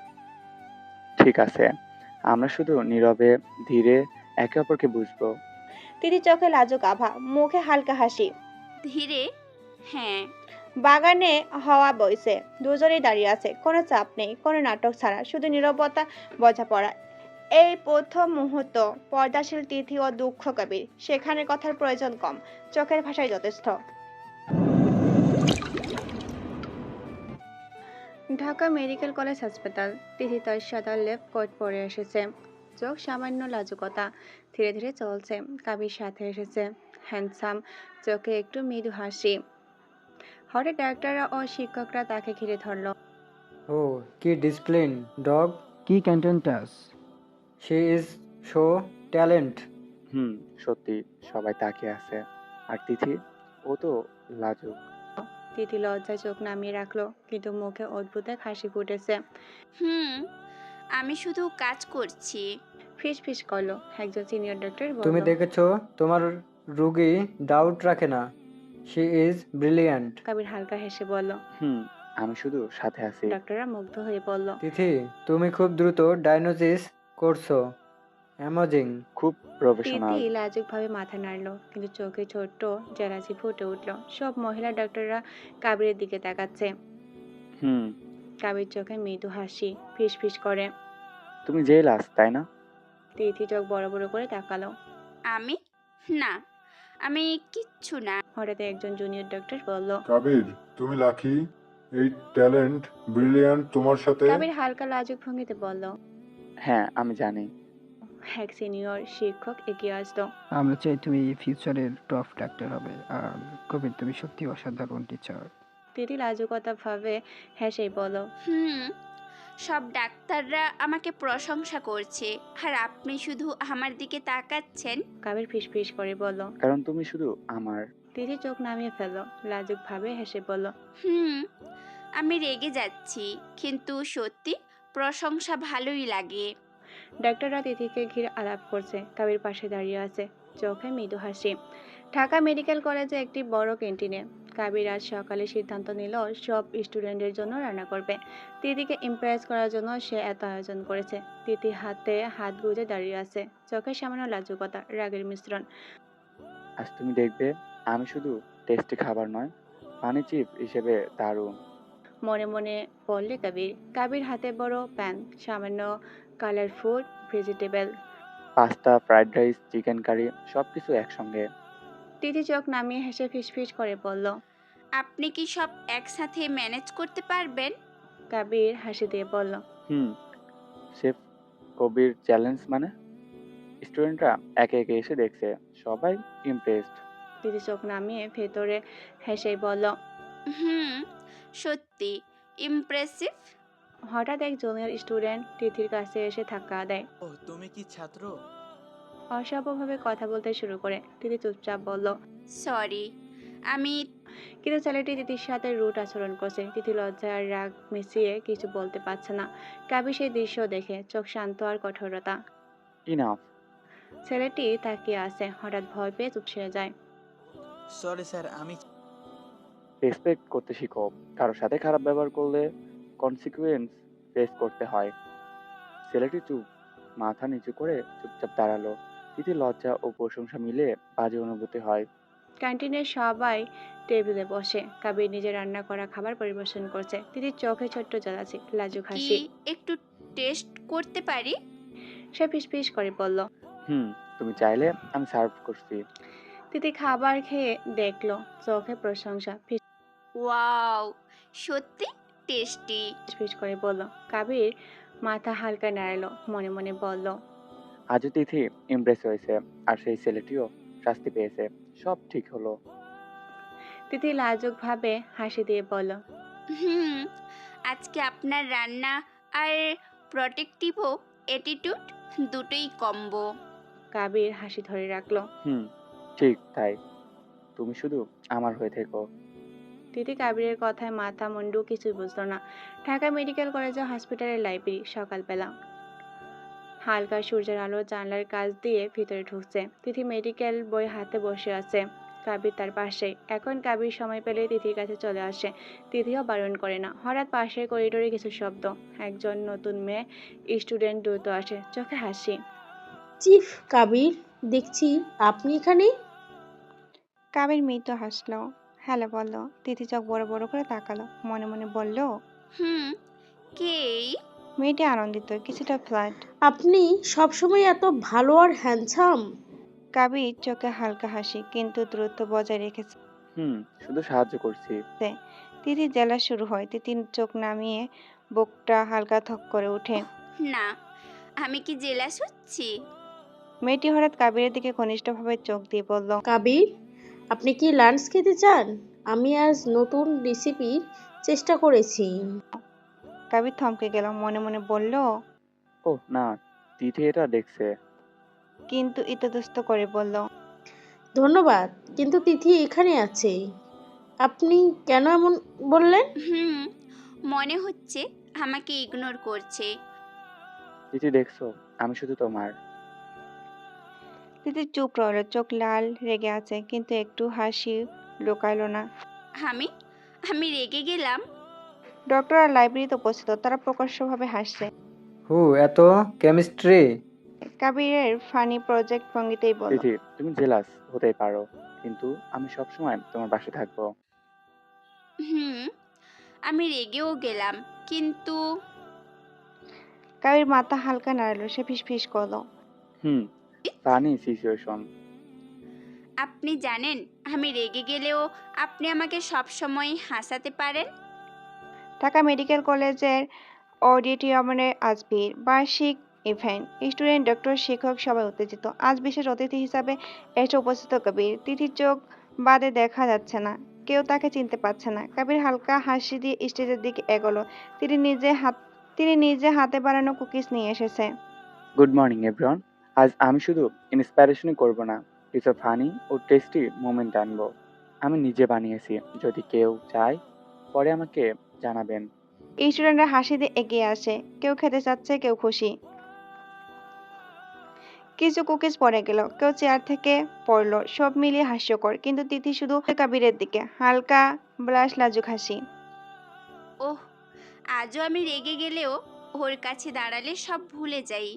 কাবির স্টেজে উঠে মাইক্রোফোন ধরে বলল, Good morning, respected professor, the doctor, and all the brilliant students of the Prescott College.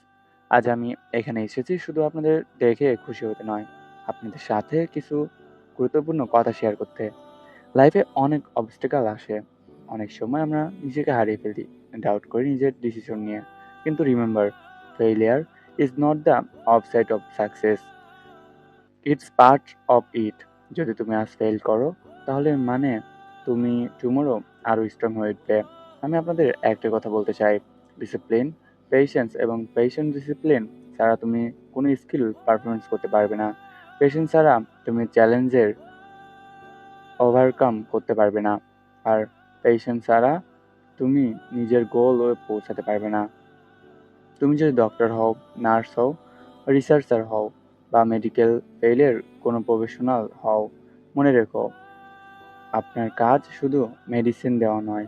আপনার এমপ্যাথি, আপনার অ্যাটিটিউড, আপনার হিউম্যানিটি মানুষের জীবনে প্রভাব ফেলে। আমি জানি আমি জানি অনেক সময় আমরা স্ট্রেসে থাকি, এক্সাম, প্র্যাকটিক্যাল, হসপিটাল ডিউটি, সবাই demanding, but remember, stress is just temporary and your learning is permanent. আপনারা চেষ্টা করে দেখুন, কিন্তু ইম্পসিবল নেই। আপনারা চেষ্টা করে দেখুন, কিছু ইম্পসিবল নেই। আমি নিজেও যখন শুরু করেছিলাম তখন অনেক অবস্টেকাল এসেছিল, কিন্তু ডিসিপ্লিন আর ফোকাস আমাকে এগিয়ে নিয়ে এসেছে। আর হ্যাঁ, টিম ওয়ার্ক, মেডিকেল ফিল্ড এ individual skill, teamwork medical field individual skill দরকার, কিন্তু টিমওয়ার্ক লাইফ সেভিং। একজন ডক্টর যত ব্রিলিয়ান্ট হোক, যদি টিম সাপোর্টিভ না হয়, আউটকাম ভালো হবে না। Always respect your colleagues, junior, senior and even patient. এটা ছোট ছোট advice, never underestimate small things, small of a patient helping, hard of A colleagues. কিন্তু ছোট একটি সাকসেস, এগুলোই মোটিভেশন দেয়। আমি সবসময় মনে রাখি, ছোট গ্রেসারগুলোই বড় ইমপ্যাক্ট ফেলে, ছোট গ্রেসারগুলোই বড় ইমপ্যাক্ট ফেলে। ফাইনালি আমি চাই সবাই মনে রাখুক, dream big, work hard, stay humble. নিজের নলেজ দিয়ে মানুষের জীবনের পজিটিভিটি আনো, আপনার মিস্টেক থেকে শিখো, আর কখনো গিভ আপ করো না। আপনার ইন্টিগ্রিটি, হনেস্টি এবং ডিটারমিনেশন, এই তিনটাই আপনাকে ট্রুলি সাকসেসফুল করবে। এবং সবচেয়ে একটা পার্সোনাল কথা, যে কোনো চ্যালেঞ্জে কেউ যদি আপনাকে আন্ডারএস্টিমেট করে, মনে রাখো আপনার পটেনশিয়ালকেও লিমিট করতে পারে না। Believe in yourself and others will start believing in you too. Kabir pose নিয়ে হাঁটেন স্টেজে, চোখে হালকা হাসি, সাথে দর্শকেরা হাততালি দিচ্ছে। এবং আজ এই স্পেশাল মুভমেন্টে আমি একটা ইম্পর্টেন্ট কোশ্চেন শেয়ার করতে চাই, কিন্তু সেটা একটু পার্সোনাল। আপনাদের ইন্সপায়ার করব, কিন্তু কিছু পার্সোনাল হ্যাপিনেস নিয়ে শেয়ার করব। এজন্যই আমি চাই, আমি বলার আগে সবাই একটু সাইলেন্ট রাখুন। তিথি, আমি জানি তুমি আমার পাশে আছো। আমরা অনেক জার্নি পেরিয়েছি। আজ আমি চাই এই পাবলিক মোমেন্টে আমার জীবনের সবচেয়ে বড় ইম্পর্টেন্ট কোশ্চেন তোমার সামনে, উইল ইউ ম্যারি মি? সকলে হালকা চিৎকার ও হাততালি দেয়। কেউ বুঝতে পারছে না তিথিকে, নেকাবের কারণে তাকে চেনা যাচ্ছে না। তিথি সবার আড়ালে দৌড়ে চলে যায়। কাবির ব্যাপারটা ম্যানেজ করে, তিথির পিছনে ছুটে, কিন্তু পায় না। তিথি তার বাড়ি চলে যায়। পরের দিন ঢাকা মেডিকেল কলেজে একটি নিরিবিলি কোচিং রুম, জানলার ফাঁক দিয়ে সকালে নরম আলো এসে পড়েছে টেবিলের উপর। চারপাশটা বেশ শান্ত। আজ কবির নিজে এগিয়ে এসেছে তিথিকে গাইড করার জন্য। তিথি খুব মনোযোগ দিয়ে কবিরের কথাগুলো শুনছে, কিন্তু তার মনের এক কোণে গত লেকচারের সেই অস্বস্তি আর টেনশন এখনো রয়ে গেছে। কাবির যখন তিথিকে একটা টপিক বুঝিয়ে দিচ্ছিল ঠিক তখনই রুমে প্রবেশ করলেন মিলি ম্যাডাম। তার চোখে মুখে এক ধরনের তীক্ষ্ণ বিরক্তি। তিনি কোনোভাবেই সহ্য করতে পারছে না যে কাবির তিথির সাথে কথা বলছে। আসলে কাবির যে তিথিকে পছন্দ করে কিংবা তাদের যে বিয়ে হয়েছে এই সত্যিটা মিলি ম্যাডামের কাছে এক অসহ্য যন্ত্রণার মতো। তিনি তিথির দিকে তাকিয়ে তাচ্ছিল্যের হাসি হাসতেন। মিলি ম্যাডাম গম্ভীর গলায় বললেন, লেখাপড়ার চেয়ে দেখি অন্যদিকে মনোযোগ বেশি তোমাদের, তিথি। গত দিনের লেকচার থেকে একটা প্রশ্ন করি, দেখি কেমন পারো। তিনি এমন এক কঠিন প্রশ্ন ধরলেন যা সাধারণ সিলেবাসের অনেক বাইরে। তিথি আমতা আমতা করতেই মিলি ম্যাডাম কঠোর স্বরে বলে উঠলেন, পারলে না তো? আসলে যার মাথায় সারাক্ষণ রোমান্টিক চিন্তা ঘুরে তার মাথায় মেডিকেলের পড়া ঢুকবে কিভাবে? কাবিরের মতো একজন ব্রিলিয়ান্ট স্টুডেন্ট কেন যে তোমার মতো একজনের পেছনে সময় নষ্ট করছে সেটা আমার বোধগম্য নয়। শুধু চেহারা দিয়ে তো আর ডাক্তার হওয়া যায় না, তিথি। তিথি ম্যাডামের প্রতিটা কথা তীরের মতো তিথির বুক মিলি ম্যাডামের প্রতিটা কথা তীরের মতো তিথির বুকে বিদ্ধ। কাবির কিছু বলতে চাইল, কিন্তু মিলি ম্যাডাম তাকে থামিয়ে দিয়ে তিথিকে আরও কিছু কটু কথা শুনিয়ে গটগট করে রুম থেকে বের হয়ে গেলেন। রুমের সেই শান্ত সকালটা মুহূর্তে বিষণ্ণতায় ভরে গেল। মিলি ম্যাডামের কটু কথাগুলো তিথির কানে বিষ ঠেলেছে বটে, কিন্তু তার মনে আগুন জ্বালিয়ে দিয়েছে। সেই দিনের পর থেকে তিথি যেন এক নতুন মানুষে রূপান্তরিত হলো। তার চোখে ছিল এক অদম্য জেদ, এক ইস্পাত কঠিন সংলাপ। সে দিন রাত এক করে পড়াশোনা করলো। কোচিংয়ের প্রতিটি লেকচার সে গভীর মনোযোগ দিয়ে শুনতো, প্রতিটি টপিক খুঁটিয়ে খুঁটিয়ে পড়তো। তার লক্ষ্য এখন শুধু ঢাকা মেডিকেল নয়, বরং নিজেকে এমন এক উচ্চতায় নিয়ে যাওয়া যেখানে মিলি ম্যাডামের মতো মানুষের তাচ্ছিল্য তাকে স্পর্শ করতে পারে না। কাবির, যে তিথিকে গাইড করার জন্য এগিয়ে এসেছিল, সেও তিথির এই পরিবর্তন দেখে মুগ্ধ। সে বুঝতে পারছে তিথি তার পুরনো কষ্টকে শক্তিতে রূপান্তরিত করেছে। কাবির নীরবে তিথিকে সমর্থন জুগিয়ে যেত, তার পড়াশোনার ফাঁকে ফাঁকে প্রয়োজনীয় টিপস দিত, কঠিন বিষয়গুলো সহজে বের করে বোঝাতো। তাদের মধ্যে এখন এক নতুন সম্পর্ক গড়ে উঠেছে, যেখানে ভালোবাসা আর শ্রদ্ধা, পাশাপাশি আছে একে অপরের প্রতি গভীর বিশ্বাস। কয়েক মাস পরের ঘটনা, ঢাকা মেডিকেল কলেজের সেই কোচিং রুম। আজ একটি বিশেষ ক্লাস চলছে, সেখানে মিলি ম্যাডাম নিজে উপস্থিত। তার চোখে মুখে সেই পুরনো বিরক্তিকর আত্মার ছিল। তিনি যেন সুযোগ খুঁজছিলেন তিথিকে আবারও অপদস্থ করা। মিলি ম্যাডাম ক্লাসের মাঝখানে হঠাৎ তিথির দিকে তাকালেন। তিথি তখন তার কালো নিকাবে আবৃত, শুধু চোখ দুটো দেখা যাচ্ছে। তার এই শান্ত আত্মবিশ্বাস চেহারা মিলি ম্যাডামের বিরক্তি আরো বাড়িয়ে দিল। তিনি মনে মনে ভাবলেন, আজ দেখাবো। শুধু নিকাব পরলেই আত্মবিশ্বাস আসে না, মেধা লাগে। মিলি ম্যাডাম গম্ভীর গলায় বললেন, তিথি, তুমি তো দেখছি বেশ মনোযোগ দিয়ে শুনছো। গত দিনের লেকচার থেকে আমি একটা প্রশ্ন করব, যা সিলেবাসের বাইরে হলেও একজন ভালো ডাক্তারের জন্য মানা জরুরি। দেখি কেমন পারো। তিনি এমন একটি জটিল ক্লিনিক্যাল কেস স্টাডি তুলে ধরলেন, যা সাধারণত ফাইনাল ইয়ারের শিক্ষার্থীদের জন্য প্রজেক্ট। প্রশ্নটি শুনে ক্লাসের বাকি শিক্ষার্থীরা হতবাক। কাবিরের কপালে চিন্তার ভাঁজ পড়ল, কিন্তু তিথি শান্ত রইল। তার নিকাবের আড়ালে থাকা চোখ দুটো কোনো ভয় বা দ্বিধা নেই, আছে শুধু স্থিরতা। সে মিলি ম্যাডামের প্রশ্নটি মনোযোগ দিয়ে শুনল, তারপর কয়েক মুহূর্তে নীরব থেকে উত্তর দিতে শুরু করলো। তার কণ্ঠে কোনো জড়তা নেই, প্রতিটি শব্দ স্পষ্ট, প্রতিটি ব্যাখ্যা নির্ভুল। সে শুধু প্রশ্নের উত্তরই দিল না, বরং সেই কেস স্টাডির সম্ভাব্য সব দিক, তার কারণ প্রতিকার এবং আধুনিক চিকিৎসা পদ্ধতি নিয়ে বিস্তারিত আলোচনা করলো। তার উত্তর শুনে ক্লাসের সবাই মনোমুগ্ধের মতো শুনছিল। তিথির উত্তর শেষ হলে রুমে পিন পড়তার নীরবতা। মিলি ম্যাডামের মুখে সেই তাচ্ছিল্যের হাসি উধাও। তার চোখে এখন বিস্ময় আর এক ধরনের অপ্রস্তুত ভাব। তিনি কল্পনা করেননি যে তিথি এত নিখুঁতভাবে উত্তর দিতে পারবে। একজন শিক্ষয়িত্রী ফিসফিস করে বলল, আর একজন বলল, অসাধারণ। তিথি আপু তো সবই জানে। কাবিরের মুখে এক ঝলক গর্বের হাসি ফুটে উঠল। সে জানতো তিথি পারবে, কিন্তু তিথির এই আত্মবিশ্বাস আর গভীর জ্ঞান তাকে অবাক করেছে। মিলি ম্যাডাম নিজেকে সামলে নিয়ে বললেন, খুব ভালো তিথি, আমি আশা করিনি তুমি এত ভালো উত্তর দেবে। তার কণ্ঠে এবার আর বিরক্তি নেই, আছে এক ধরনের অনিচ্ছাকৃত প্রশংসা। তিনি শান্তভাবে মাথা নিচু করল। তার নিকাব তাকে আরো বেশি আত্মসম্মান এবং রহস্যময় করে তুলেছে। তার এই নীরব জয় যেন মিলি ম্যাডামের সব অহংকার চূর্ণ করে দিল। ক্লাসের বাকি শিক্ষয়িত্রীরা তিথির দিকে শ্রদ্ধার চোখে তাকালো। তারা বুঝতে পারলো তিথি শুধু মুখস্থ করা বিদ্যা নিয়ে আসেনি, সে জ্ঞান অর্জন করে গভীর নিষ্ঠার পরিশ্রমের মাধ্যমে। আর তার নিকাব, যা একসময় অনেকের কাছে তার দুর্বলতা মনে হয়েছিল, আজ তা তার আত্মবিশ্বাসের দৃঢ় প্রতীক হয়ে উঠেছে। বিকেলের পড়ন্ত রোদ তখন ঢাকা মেডিকেলের কলেজে হোস্টেলের ছাদে এসে পড়েছে। সারাদিনের ক্লাস আর মিলি ম্যাডামের সেই কঠিন হাইভার ধকল কাটিয়ে তিথি আর কাবির এখন একটু নিরিবিলি বসে আছে। চারপাশটা বেশ শান্ত, হালকা বাতাস বইছে। তিথির মনটা আজ খুব ফুরফুরে, কারণ সে নিজেকে প্রমাণ করতে পেরেছে। কাবির ছাদের রেলিংয়ে হেলান দিয়ে তিথির দিকে তাকিয়েছিল। সে মুগ্ধ হয়ে দেখছিল তিথির শান্ত মুখটা। হঠাৎ কাবির বলে উঠল, তিথি, আজ তোমার এই জয়ের দিনে আমার জন্য বিশেষ কিছু করবে না? তিথি একটু অবাক হয়ে তাকালো। কি করব বলুন? কাবির হাসলো। আমি জানি তোমার গলা খুব সুন্দর। আজকে আমাকে একটা গান গেয়ে শোনাবে, এমন কিছু যা আমাদের এই মুহূর্তটাকে স্মরণীয় করে রাখবে। তিথি একটু লজ্জা পেল, কিন্তু কাবিরের অনুরোধ সে ফেলাতে পারল না। সে কিছুক্ষণ চুপ থেকে ভাবলো, তারপর খুব নিচু আর মিষ্টি স্বরে গাইতে শুরু করলো সেই বিখ্যাত অ্যারাবিক গান হলো। সত্যি বলতে তোমার সাথেই আমার জীবনের শুরু, আর এই পৃথিবীতে তুমিই আমার সবটুকু হয়ে আছো।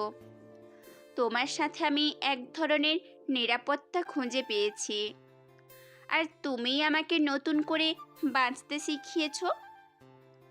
আমি যদি জানতাম যে তোমাকে আমি এতটা ভালোবাসবো, তবে আমি দিন আর বছরগুলোকে আরো দ্রুত পার করে দিতাম,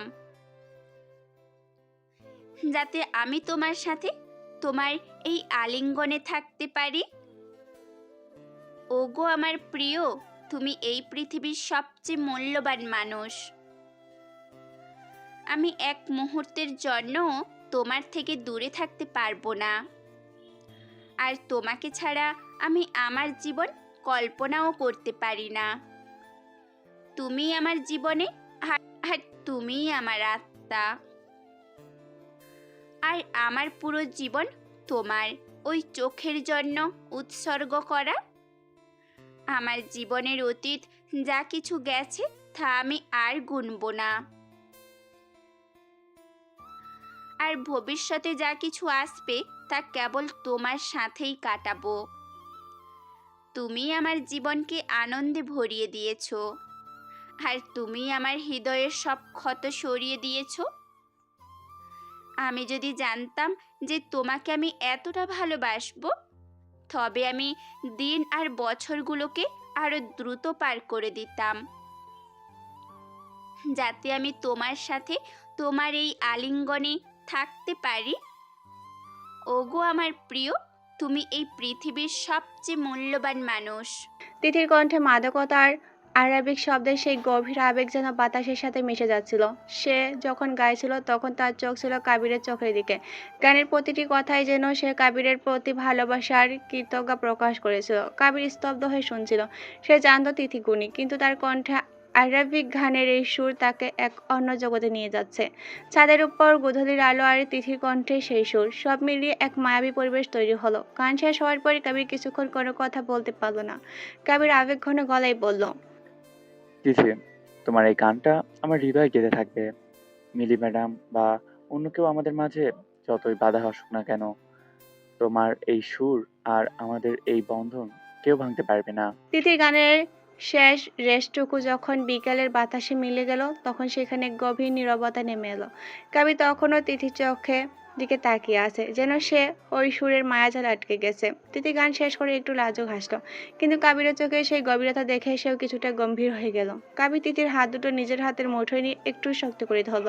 তার কণ্ঠস্বর আজ অন্যদিন হচ্ছে অনেক বেশি ভারী আর আবেগময়। সে বলল, তিথি, আজ মিলি ম্যাডাম এর সামনে তুমি যেভাবে নিজেকে প্রমাণ করেছো, আর এখন এই গানের মাধ্যমে যেভাবে তোমার মনের কথাগুলো বললে, আমি আজ নতুন করে তোমার প্রেমে পড়েছি। কাবির একটু থামলো, তার চোখে এক ধরনের হাকুতি ফুটে উঠেছে। সে আবার বলতে শুরু করলো, আমাদের এই পথটা সহজ ছিল না। পরিবারের অমত, মিলি ম্যাডামের মতো মানুষের ঘৃণা, আর আমাদের মধ্যকার হাজারো ভুল বোঝাবুঝি, সবকিছু মিলিয়ে আমি হয়তো তোমাকে অনেক সময় একা করে দিয়েছিলাম। কিন্তু আজ এই পড়ন্ত বিকেলে এই আকাশের নিচে দাঁড়িয়ে আমি তোমাকে আবার নতুন করে চাইতে এসেছি। তিথি, তুমি কি আমাদের এই অসম্পূর্ণ গল্পটাকে পূর্ণতা দেবে? তুমি কি সারা জীবনের জন্য আমার হাতটা ধরে আমার পাশে থাকবে? তিথি দেখলো কাবিরের চোখে জল টলমল করছে। কাবিরকে সে সবসময় শক্ত আর আত্মবিশ্বাস দেখেছে। আর সেই মানুষটা তার সামনে এতটা অসহায়ভাবে নিজের ভালোবাসা প্রকাশ করেছে। তিথির নিজেরও বুক ফেটে কান্না আসছিল, কিন্তু সেটা দুঃখের নয়, পরম সুখের। তিথি হালতো করে কাবিরের চোখের কোণে জলটুকু মুছে দিল। সে মৃদু হেসে ধরা গলায় বলল, আমি তো কখনোই আপনার থেকে দূরে যাইনি কাবির। মিলি ম্যাডাম যখন আমাকে অপমান করছিল তখন আমার মনে হচ্ছিল আমি মরে যাই, কিন্তু তোমার ওই একটা ভরসার হাত আমাকে বাঁচিয়ে দিয়েছে। আপনি যদি আমার পাশে থাকতেন তবে আমি পৃথিবীর সব মিলি ম্যাডামের বিরুদ্ধে লড়তে রাজি। আমি রাজি কাবির, আমি সারা জীবনের জন্য আপনার হতে রাজি। কাবির আর নিজেকে ধরে রাখতে পারল না। সে তিথিকে খুব কাছে টেনে নিল। ছাদের উপর গুদোধী শেষ আলোটা তখন মিলিয়ে যাচ্ছে, আর শহরের বাতিগুলো একে একে জ্বলে উঠছে। কিন্তু তাদের দুজনের হৃদয়ে তখন এক নতুন ভোরের আলো ফুটে উঠেছে। তারা জানতো সামনে আরো অনেক বাধা আসবে, কিন্তু এখন তারা একে অপরের পরিপূরক। এখন তিথি আর কাবিরের দিনগুলো এক অন্যরকম ছন্দে কাটছে। তিথি এখন কাবিরের বাসা থেকে প্রতিদিন ঢাকা মেডিকেলে যায়। প্রতিদিন সকালে কাবির নিজে তাকে কলেজে নামিয়ে দিয়ে আসে। কাবির এখন ভীষণ ব্যস্ত, কারণ তাকে ইটালি রেস্টুরেন্টের ব্যবসার পাশাপাশি ঢাকার নতুন রেস্টুরেন্ট দ্য ইটালিয়ান ফিস্তা ওটাও সামলাতে হচ্ছে। তবু শত ব্যস্ততার মাঝেও তিথির জন্য তার সময়ের কোনো অভাব হয় না। একদিন রাতে সারাদিন কাজ করে শেষে তারা দুজন তাদের শোয়ার ঘরের বারান্দায় বসেছিল। বাইরে আকাশে তখন এক ফালি চাঁদ দেখা যাচ্ছিল। তিথি খুব শান্ত হয়ে কাবিরের কাঁধে মাথা রেখে বসেছিল। গত কয়েকদিনের ধকল আর মিলি ম্যাডামের সেই তিক্ত স্মৃতিগুলো তাকে যেন একটু বেশি শান্ত আর গম্ভীর করে তুলেছে। কাবির হঠাৎ তিথির চিবুক ধরে মুখটা নিজের দিকে ফেরালো। তার চোখে এক ধরনের দুষ্টু আর ভালোবাসা মেশানো দৃষ্টি। সে নিচু স্বরে বলল, তিথি, আমার সেই চঞ্চল মেয়েটা কোথায় হারিয়ে গেল, যে সারাক্ষণ বকবক করতো, যার হাসিতে পুরো ঘর মুখরিত হয়ে থাকতো? তিথি একটু ম্লান হাসল। আমি তো এখানেই আছি কাবির। কাবির মাথা নেড়ে বলল, কবির মাথা নেড়ে বলল, না, তুমি এখন অনেক বেশি শান্ত হয়ে গেছো। আমি আমার সেই আগের চলঞ্চ তিথিকে ফিরে পেতে চাই, যে আমার সাথে ঝগড়া করবে, বায়না ধরবে আর সারাক্ষণ হাসি মুখে থাকবে। এই গম্ভীর ডক্টর তিথিকে আমার একটু ভয় লাগছে। তিথি হেসে ফেলল। ভয় লাগছে কেন? কবির তিথিকে আরো কাছে টেনে নিল। তার কানের কাছে ফিসফিস করে বলল, কারণ আমি চাই তুমি আমার ওপর আগের মতো অধিকার খাটাও। আজ রাতে আমার একটা আবদার আছে, তোমাকে আবার সে আগের মতো প্রাণবন্ত হতে হবে। তোমার ওই চঞ্চলতা ছাড়া আমার এই বড় বাড়িটা বড্ড খালি মনে হয়। কাবিরের কথা জাদুতে তিথির মনের সব মেঘ যেন মুহূর্তে কেটে গেল। সে কাবিরের বুকে আলতো করে একটা কিল মেরে বলল, আচ্ছা বাবা, কাল থেকেই আমি আবার আপনার মাথা খারাপ করে দেব, তখন কিন্তু সামলাতে পারবেন না। কাবির শব্দ করে হেসে উঠল এবং তিথির কপালে একটা গভীর ভালোবাসার পর সেঁকে দিল। ঘরের মৃদু আলো আর বাইরে চাঁদের আলো মিলে এক মায়াবী পরিবেশ তৈরি হলো। তিথি বুঝতে পারলো কাবির শুধু তার স্বামী নয়, সে তার সবচেয়ে বড় বন্ধু, যে তাকে নিজের মতো করে বাঁচাতে শেখায়। জেমির বিয়ের সেই জাঁকজমকপূর্ণ অনুষ্ঠান, চারিদিকে আলোর রসনায় আর মানুষের ভিড়। এই ভিড়ের মাঝেও সবাই নজর কেড়ে নিল একটি দম্পতি। কাবির আর রাজকীয় নির্ভুবলু শেরওয়ানিতে যেমন সুদর্শন, তার পাশে থাকা তিথি তেমন স্নিগ্ধ আর মহিমাত্মিক। তিথি আজ একটি কুচকুচে কালো রঙের দামি সিল্কের বোরখা পরেছে, যার হাতায় আর নিচে অংশে সূক্ষ্ম পাথরের কাজ করা। তার মাথায় খুব সুন্দর করে জড়ানো কালো হিজাব এবং মুখে ম্যাচিং নিকাব। কেবল তার উজ্জ্বল চোখ দুটো দেখা যাচ্ছে। তার কাজল কালো রঙে আরো মায়াবী লাগছে। তিথি সবসময় পর্দা মেনে চলে, আর আজ এই বড় অনুষ্ঠানের সে তার আদর্শের অটল। তার এই মার্জিত উপস্থিতি যেন তার ব্যক্তিত্বকে আরো কয়েক গুণ বাড়িয়ে দিয়েছে। তারা যখন অনুষ্ঠানে স্থলে ঢুকলো তখন অনেকেই অবাক হয়ে তাকালো। আধুনিকতার এই যুগেও তিথি যেমন নিজের পর্দা বজায় রেখে এত আত্মবিশ্বাসের সাথে কাবিরের পাশে দাঁড়িয়েছে, তা অনেকের কাছে প্রশংসার বিষয় হয়ে দাঁড়িয়েছে। কাবির নিজেও তিথির এই রূপটি সবচেয়ে বেশি পছন্দ করে। সে গর্বের সাথে তিথির পাশে হাঁটছিল, যেন সে পৃথিবীর সবচেয়ে মূল্যবান দম্পতিটি আগলে রেখেছে। জেমি স্টেজ থেকে নেমে এসে বলল, কাবির ভাই, ভাবির এই ব্যক্তিত্ব সত্যিই অসাধারণ। আপনাদের দুজনকে একসাথে দেখলে মনে হয় যেন এক টুকরো শান্তি। তিথি নেকাবের আড়াল থেকে মৃদু হেসে জেমিকে দোয়া করে দিল। অনুষ্ঠানে উপস্থিত ঢাকা মেডিকেল কলেজের কিছু সহপাঠী, যারা আগে তিথির পর্দা নিয়ে আড়ালে কথা বলতো, আজ তারা তার এই অভিজাত্য দেখে চুপ হয়ে গেল। তারা বুঝতে পারল পর্দা কোনো বাধা নয়, বরং একজন নারীর প্রকৃত সৌন্দর্য আর সম্মানের প্রতীক। রাতে খাবারের সময় কাবির একটু নিরিবিলি কণ খুঁজে নিল যাতে তিথি চচ্চান্দ নেকাব সরিয়ে খাবার খেতে পারে। কাবির নিজেই তিথির প্লেটে খাবার তুলে দিচ্ছিল আর বলছিল, জানো তিথি, আজ তোমাকে এই কালো পোশাকটাতে যতটা সুন্দর লাগছে তা হয়তো কোনো দামি শাড়িতেও লাগতো না। তোমার এই পর্দা তোমার সম্মানকে আরো বাড়িয়ে দিয়েছে। তিথি কৃতজ্ঞতায় কাবিরের দিকে তাকালো। জেমির বিয়ের এই রাতটি তাদের জীবনে এক অনন্য স্মৃতি হয়ে রইল। সময়টা দ্রুত বয়ে গেছে, আর ঢাকা মেডিকেল কলেজের ক্যাম্পাসে এক উৎসব মুখর পরিবেশ। ফাইনাল প্রফেশনাল পরীক্ষার রেজাল্ট দিয়েছে। তিথি আজ সফলভাবে MBBS পাশ করে ডক্টর হয়েছে। তার দীর্ঘ পরিশ্রম, রাতের পর রাত জেগে পড়া আর সব বাধা পেরিয়ে আজ সে তার নামের আগে ডক্টর পদবিটা যোগ করতে পেরেছে। ক্যাম্পাসের চারিদিকে আনন্দ উল্লাস, সহপাঠীরা একে অপরকে জড়িয়ে ধরেছে। কিন্তু তিথির মনটা একটু বিষণ্ণ, কারণ কাবির গত কয়েক মাস ধরে ইটালি তার ব্যবসায়ী কাজে ব্যস্ত। তিথি ভেবেছিল এই বিশেষ দিনে হয়তো কবিরকে পাশে পাবে না। সে তার বন্ধুদের সাথে হাসি মুখে কথা বলল, বারবার গেটের দিকে তাকাচ্ছিল। হঠাৎ ক্যাম্পাসে মেন গেটে একটা কালো রঙের গাড়ি এসে থামলো। গাড়ি থেকে নামলো শুটেড বুটেড এক দীর্ঘদেহী যুবক, চোখে সানগ্লাস, হাতে এক বিশাল লাল গোলাপের তোড়া। তিথি বিশ্বাস করতে পারছিল না যে এই তো কবির। সে কি তবে ইটালি ছিল না? কবির ধীর পায়ে তিথির দিকে এগিয়ে এলো, তার মুখে সেই পরিচিত বিজয় হাসি। তিথি স্তব্ধ হয়ে দাঁড়িয়ে রইল। কাবির কাছে এসে সানগ্লাসটা খুলে তিথির চোখের দিকে তাকালো। তার চোখে আজ গর্বের সীমা নেই। কাবির গোলাপের তোড়াটা তিথির দিকে বাড়িয়ে দিয়ে নিচু গলায় বলল, অভিনন্দন ডক্টর তিথি, আমি কি খুব দেরি করে ফেললাম? তিথি তখনও ঘর কাটেনি। সে ধরা গলায় বলল, আপনি তো ইতালিতে ছিলেন, কখন এলেন? কাবির হেসে বলল, আমার স্ত্রীর জীবনে এত বড় একটা দিন আর আমি ইতালিতে বসে থাকবো? আমি গত রাতে ল্যান্ড করেছি, শুধু তোমাকে সারপ্রাইজ দিব বলে বলিনি। আমি জানতাম তুমি পারবে তিথি। আজ থেকে তুমি কেবল আমার স্ত্রী নও, তুমি একজন জীবন রক্ষাকারী ডাক্তারও। তিথি তার কালো বোরখার নেকাবের আড়ালে খুশিতে আত্মহারা হয়ে গেল। তার চোখ দুটো ভিজে এলো। কলেজের অনেক সিনিয়র ডাক্তার আর প্রফেসররা এই দৃশ্য দেখছিল। এমনকি মিলি ম্যাডামও দূর থেকে দাঁড়িয়ে দেখছিল যে মেয়েটিকে তিনি সবসময় তুচ্ছ তাচ্ছিল্য করেছিল। আর সে কেবল সফল ডক্টর নয়, বরং এক অনুকরণীয় ভালোবাসার গল্পের নায়িকা। কাবির তিথির মাথায় হাত রেখে দোয়া করলো। আজ তিথি মনে হলো তার এই দীর্ঘ লড়াই সার্থক হয়েছে। কাবিরের মতো একজন জীবনসঙ্গী পাশে থাকলে যে কোনো কঠিন পথে জয় করা সম্ভব। তারা দুজনে মিলে ক্যাম্পাসে সেই পরিচিত করিডোর দিয়ে হাঁটতে লাগলো। সেদিন রাতে ঢাকা শহরের আকাশটা ছিল মেঘ মুক্ত, আর জানলার বাইরে থেকে চাঁদের আলো এসে ঘরের মেঝেতে এক মায়াবী আভা ছড়িয়ে দিচ্ছিল।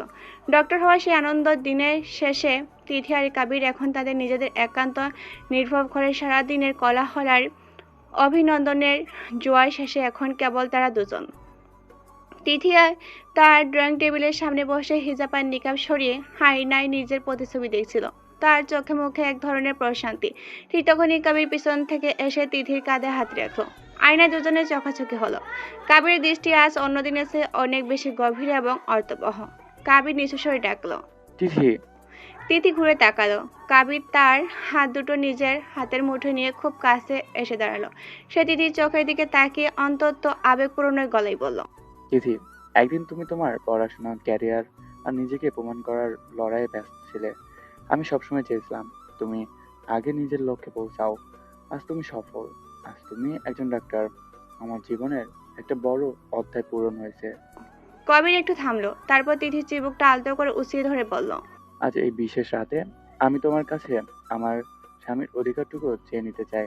আমি চাই আমাদের এই ভালোবাসা এখন এক নতুন পূর্ণতা পাক। তুমি কি আমাকে সেই অধিকার দেবে তিথি? কবিরের এই সরাসরি আর গভীর আবদারের তিথি মুহূর্তের জন্য থমকে গেল। তার গাল দুটো লজ্জায় লাল হয়ে উঠল, কিন্তু তার মনে কোনো দ্বিধা ছিল না। সে জানতো এই মানুষটি তার জন্য কতটা ত্যাগ স্বীকার করেছে, কতটা ধৈর্য ধরে তার পাশে দাঁড়িয়েছে।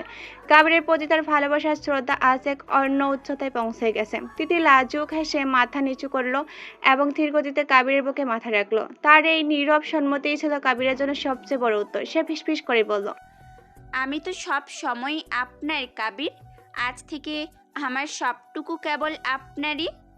তিথির এই খুশি মনে দেওয়া সম্মতি কাবিরের হৃদয়ে এক অপার্থবিক আনন্দ এনে দিল। সে তিথিকে আরো নিবিড়ভাবে জড়িয়ে ধরল। পরে সেই শান্ত পরিবেশে কেবল তাদের হৃদয় স্পন্দন শোনা যাচ্ছিল। দীর্ঘ প্রতীক্ষা আর সংগ্রামের পর তাদের ভালোবাসা আজ এক পবিত্র পূর্ণতার দিকে এগিয়ে চলল। বাইরে চাঁদের আলো যেন তাদের এই নতুন শুরুর সাক্ষী হয়ে রইল। কয়েকদিন পর আজ তিথি আর কাবির মিলে গেছে তিথির সবচেয়ে প্রিয় বন্ধু বা ননদ প্রেমার বাড়িতে। প্রেমা আর তিথি কেবল সহপাঠী নয়, তারা একে অপরের দুঃখ পরে সুখ দুঃখে চিরসাথী। তিথি ডক্টর হওয়ার পর এই প্রথম তাদের দেখা হচ্ছে, তাই আনন্দের মাত্রাটা আজ একটু বেশি।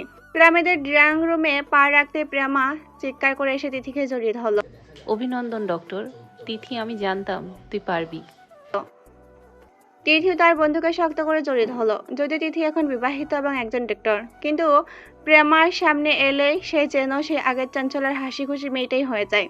কাবির আর প্রেমার স্বামী ড্রয়িং রুমে বসে ব্যবসা আলাপ শুরু করলেও তিথি আর প্রেমা চলে গেল বারান্দায়। সেখানে চলল তাদের অন্তহীন আড্ডা। তিথি আর কালো বোরখার নিকাব সরিয়ে প্রেমার সাথে প্রাণ খুলে হাসছে। তারা তাদের কলেজের দিনগুলোর স্মৃতিচারণ করছিল। মিলি ম্যাডামের সেই কঠিন প্রশ্ন, লাইব্রেরিতে বসে রাত জেগে পড়া, আর লুকিয়ে লুকিয়ে কাবিরের সাথে তিথির কথা বলা। প্রেমা দুষ্টুমি করে বলল, কিরে তিথি, এখন তো তুই বড় ডাক্তার, আমাদের কি আর মনে থাকবে? তিথি হেসে প্রেমার হাতে একটি চিমটি কেটে বলল, চুপ কর তো। ডাক্তার হয়েছি বলে কি তোর বন্ধু হওয়া ছেড়ে দিয়েছি? তুই তো জানিস এই দিনটার জন্যই আমি কতটা অপেক্ষা করেছি। এরপর শুরু হলো তাদের মজার সব কাণ্ড। প্রেমা তিথির জন্য তার পছন্দের সব খাবার রান্না করেছিল। তারা একসাথে বসে খাবার খেলো, একে অপরকে খাইয়ে দিল এবং প্রচুর ছবি তুললো। তিথি আজ এতটাই খুশি ছিল যে ছোট বাচ্চাদের মতো সারা বাড়ি ঘুরে বেড়াচ্ছিল আর প্রেমার সাথে খুনসুটি করছিল। কাবি দূর থেকে তিথির এই চঞ্চলতা দেখছিল আর মনে মনে হাসছিল। সে খুশি যে তিথি তার সেই পুরনো প্রাণবন্ত রূপটা ফিরে পেয়েছে। প্রেমার বাড়ির এই আড্ডা যেন তিথির সব ক্লান্তি দূর করে দিল। বিকেলের দিকে যখন তারা বিদায় নিচ্ছিল তখন প্রেমা বলল, তুই সব সময় এমন হাসি খুশি থাকিস, তোর এই হাসিটা আমাদের সবার শান্তি রে। তিথি প্রেমাকে আবার জড়িয়ে ধরে বিদায় জানালো। বাড়িতে ফেরার পথে কাবির তিথির হাত ধরে বলল, আজ তোমাকে অনেক দিন পর এত হাসি খুশি দেখলাম। প্রেমার সাথে তোমার এই বন্ধুত্বটা সত্যি খুব সুন্দর। তিথি কাবিরের কাঁধে মাথা রেখে বলল, বন্ধুত্বের এই আনন্দগুলোই তো জীবনকে সুন্দর করে তোলে, তাই না? সকালবেলা মেঘের রাজ্যে সাজেকের পথে এগিয়ে চলেছে একটা গাড়ি। গাড়িতে এক উৎসবমুখর পরিবেশ। কাবির ড্রাইভ করছে, তার পাশে বসে আছে তিথি, আর পেছনের সিটে কাবিরের ছোট বোন প্রেমা এবং তার স্বামী লিমন সারাক্ষণ খুনসুটি আর হাসি খুশিতে মেতে আছে।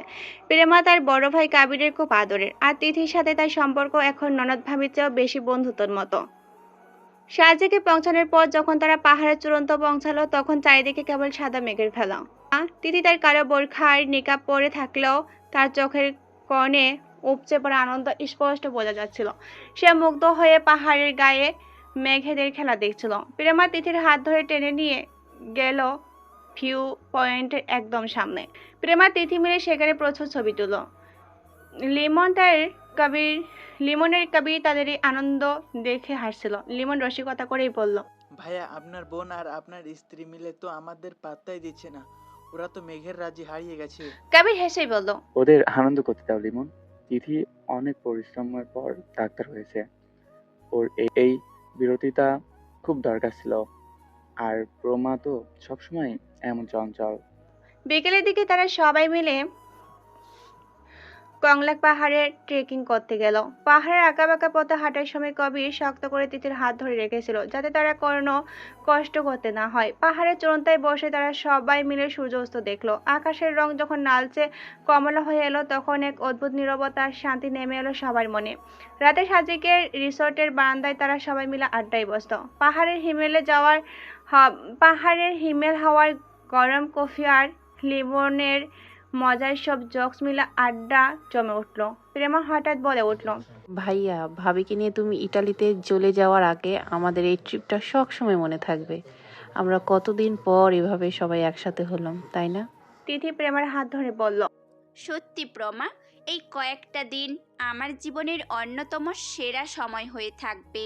তোদের সবার ভালোবাসা আমাকে পূর্ণতা দিয়েছে। চাঁদের আলো সাজেকের পাহাড়গুলো যখন রূপালী রং ধারণ করলো তখন তারা সবাই মিলে এক সুন্দর ভবিষ্যতের স্বপ্ন দেখলো। এই ভ্রমণ কেবল পাহাড় দেখা ছিল না, এটি ছিল পরিবারের বন্ধন আরো দৃঢ় করার এক মাধ্যম। কয়েক বছর পর সময় তার নিজস্ব গতিতে বয়ে চলে। তিথি এখন একজন সফল ডাক্তার, ঢাকা মেডিকেলে একজনের উজ্জ্বল নক্ষত্র। তার জীবন এখন পরিপূর্ণ ভরা, কিন্তু সেই পূর্ণতার কেন্দ্র আছে এক ছোট্ট প্রাণ, তার ছেলে তকির কায়নাত। কাবিরের সাথে তার সম্পর্কে ধীরে ধীরে স্বাভাবিক হয়েছে, কিন্তু কাবিরের কাজের সূত্রে যেতে হয়েছিল ইতালি। তিথি আর ছোট্ট তকির কায়নাতকে নিয়ে একা হাতে সব সামলাচ্ছিল। হাসপাতালের ডিউটি, তকি কায়নাতের যত্ন, সব মিলিয়ে সে হিমশিম খাচ্ছিল। তাই তার মা তানিয়া মিঠু তার পাশে এসে দাঁড়িয়েছেন তিথিকে সাহায্য করার জন্য। আজ তিথি হসপিটাল থেকে ছুটি নিয়েছে। সারাদিনের ব্যস্ততার পর সন্ধ্যা নেমেছে। ছোট্ট তকির কায়নাত তার মায়ের কোলে ঘুমিয়ে পড়েছে। তিথি তাকে সাবধানে বিছানায় শুয়ে দিল। ঘর জুড়ে এক নিস্তব্ধ নীরবতা। তিথির মনটা আজ বেশ ভালো। সে আলমারি থেকে তার পছন্দের একটি শাড়ি বের করলো। আয়নার সামনে দাঁড়িয়ে শাড়ি পরতে পরতে সে ভাবলো তার জীবনটা কত বদলে গেছে। এই ছোট্ট তকির কায়নাত তার জীবনে কত আনন্দ নিয়ে এসেছে। আয়না নিজের প্রতিচ্ছবি দেখতে দেখতে তিথি আনমনা হয়ে গেল। তার মনে পড়লো কাবিরের কথা। ইটালির কাবির কেমন আছে? সে যদি এখন এখানে থাকতো তাহলে কতই ভালো হতো। এই সুন্দর মুহূর্তগুলো ভাগ করে নেওয়ার জন্য তার পাশে যদি কাবির থাকতো ঠিক তখনই। আয়নার প্রতিচ্ছবিতে তিথি দেখলো একজোড়া শক্তশালী হাত তাকে পিছন থেকে আলতো করে জড়িত হলো। তার পরিচিত গন্ধ, তার উষ্ণ স্পর্শ। তিথি প্রথমে বিশ্বাস করতে পারলো না। সে চোখ বন্ধ করে আবারও খুলল। না, এটা স্বপ্ন নয়। তিথির কানের কাছে ফিসফিস করে বলল, কি ভাবছো দিদি? আমাকে মিস করছো? হাসামকা কাবিরকে দেখে তার চোখ দুটো বড় বড় হয়ে গেল। বিস্ময়, আনন্দ আর ভালোবাসা এক মিশ্র অনুভূতি তার সারা শরীরে আসন্ন করে ফেলল। আপনি আপনি কখন এলেন?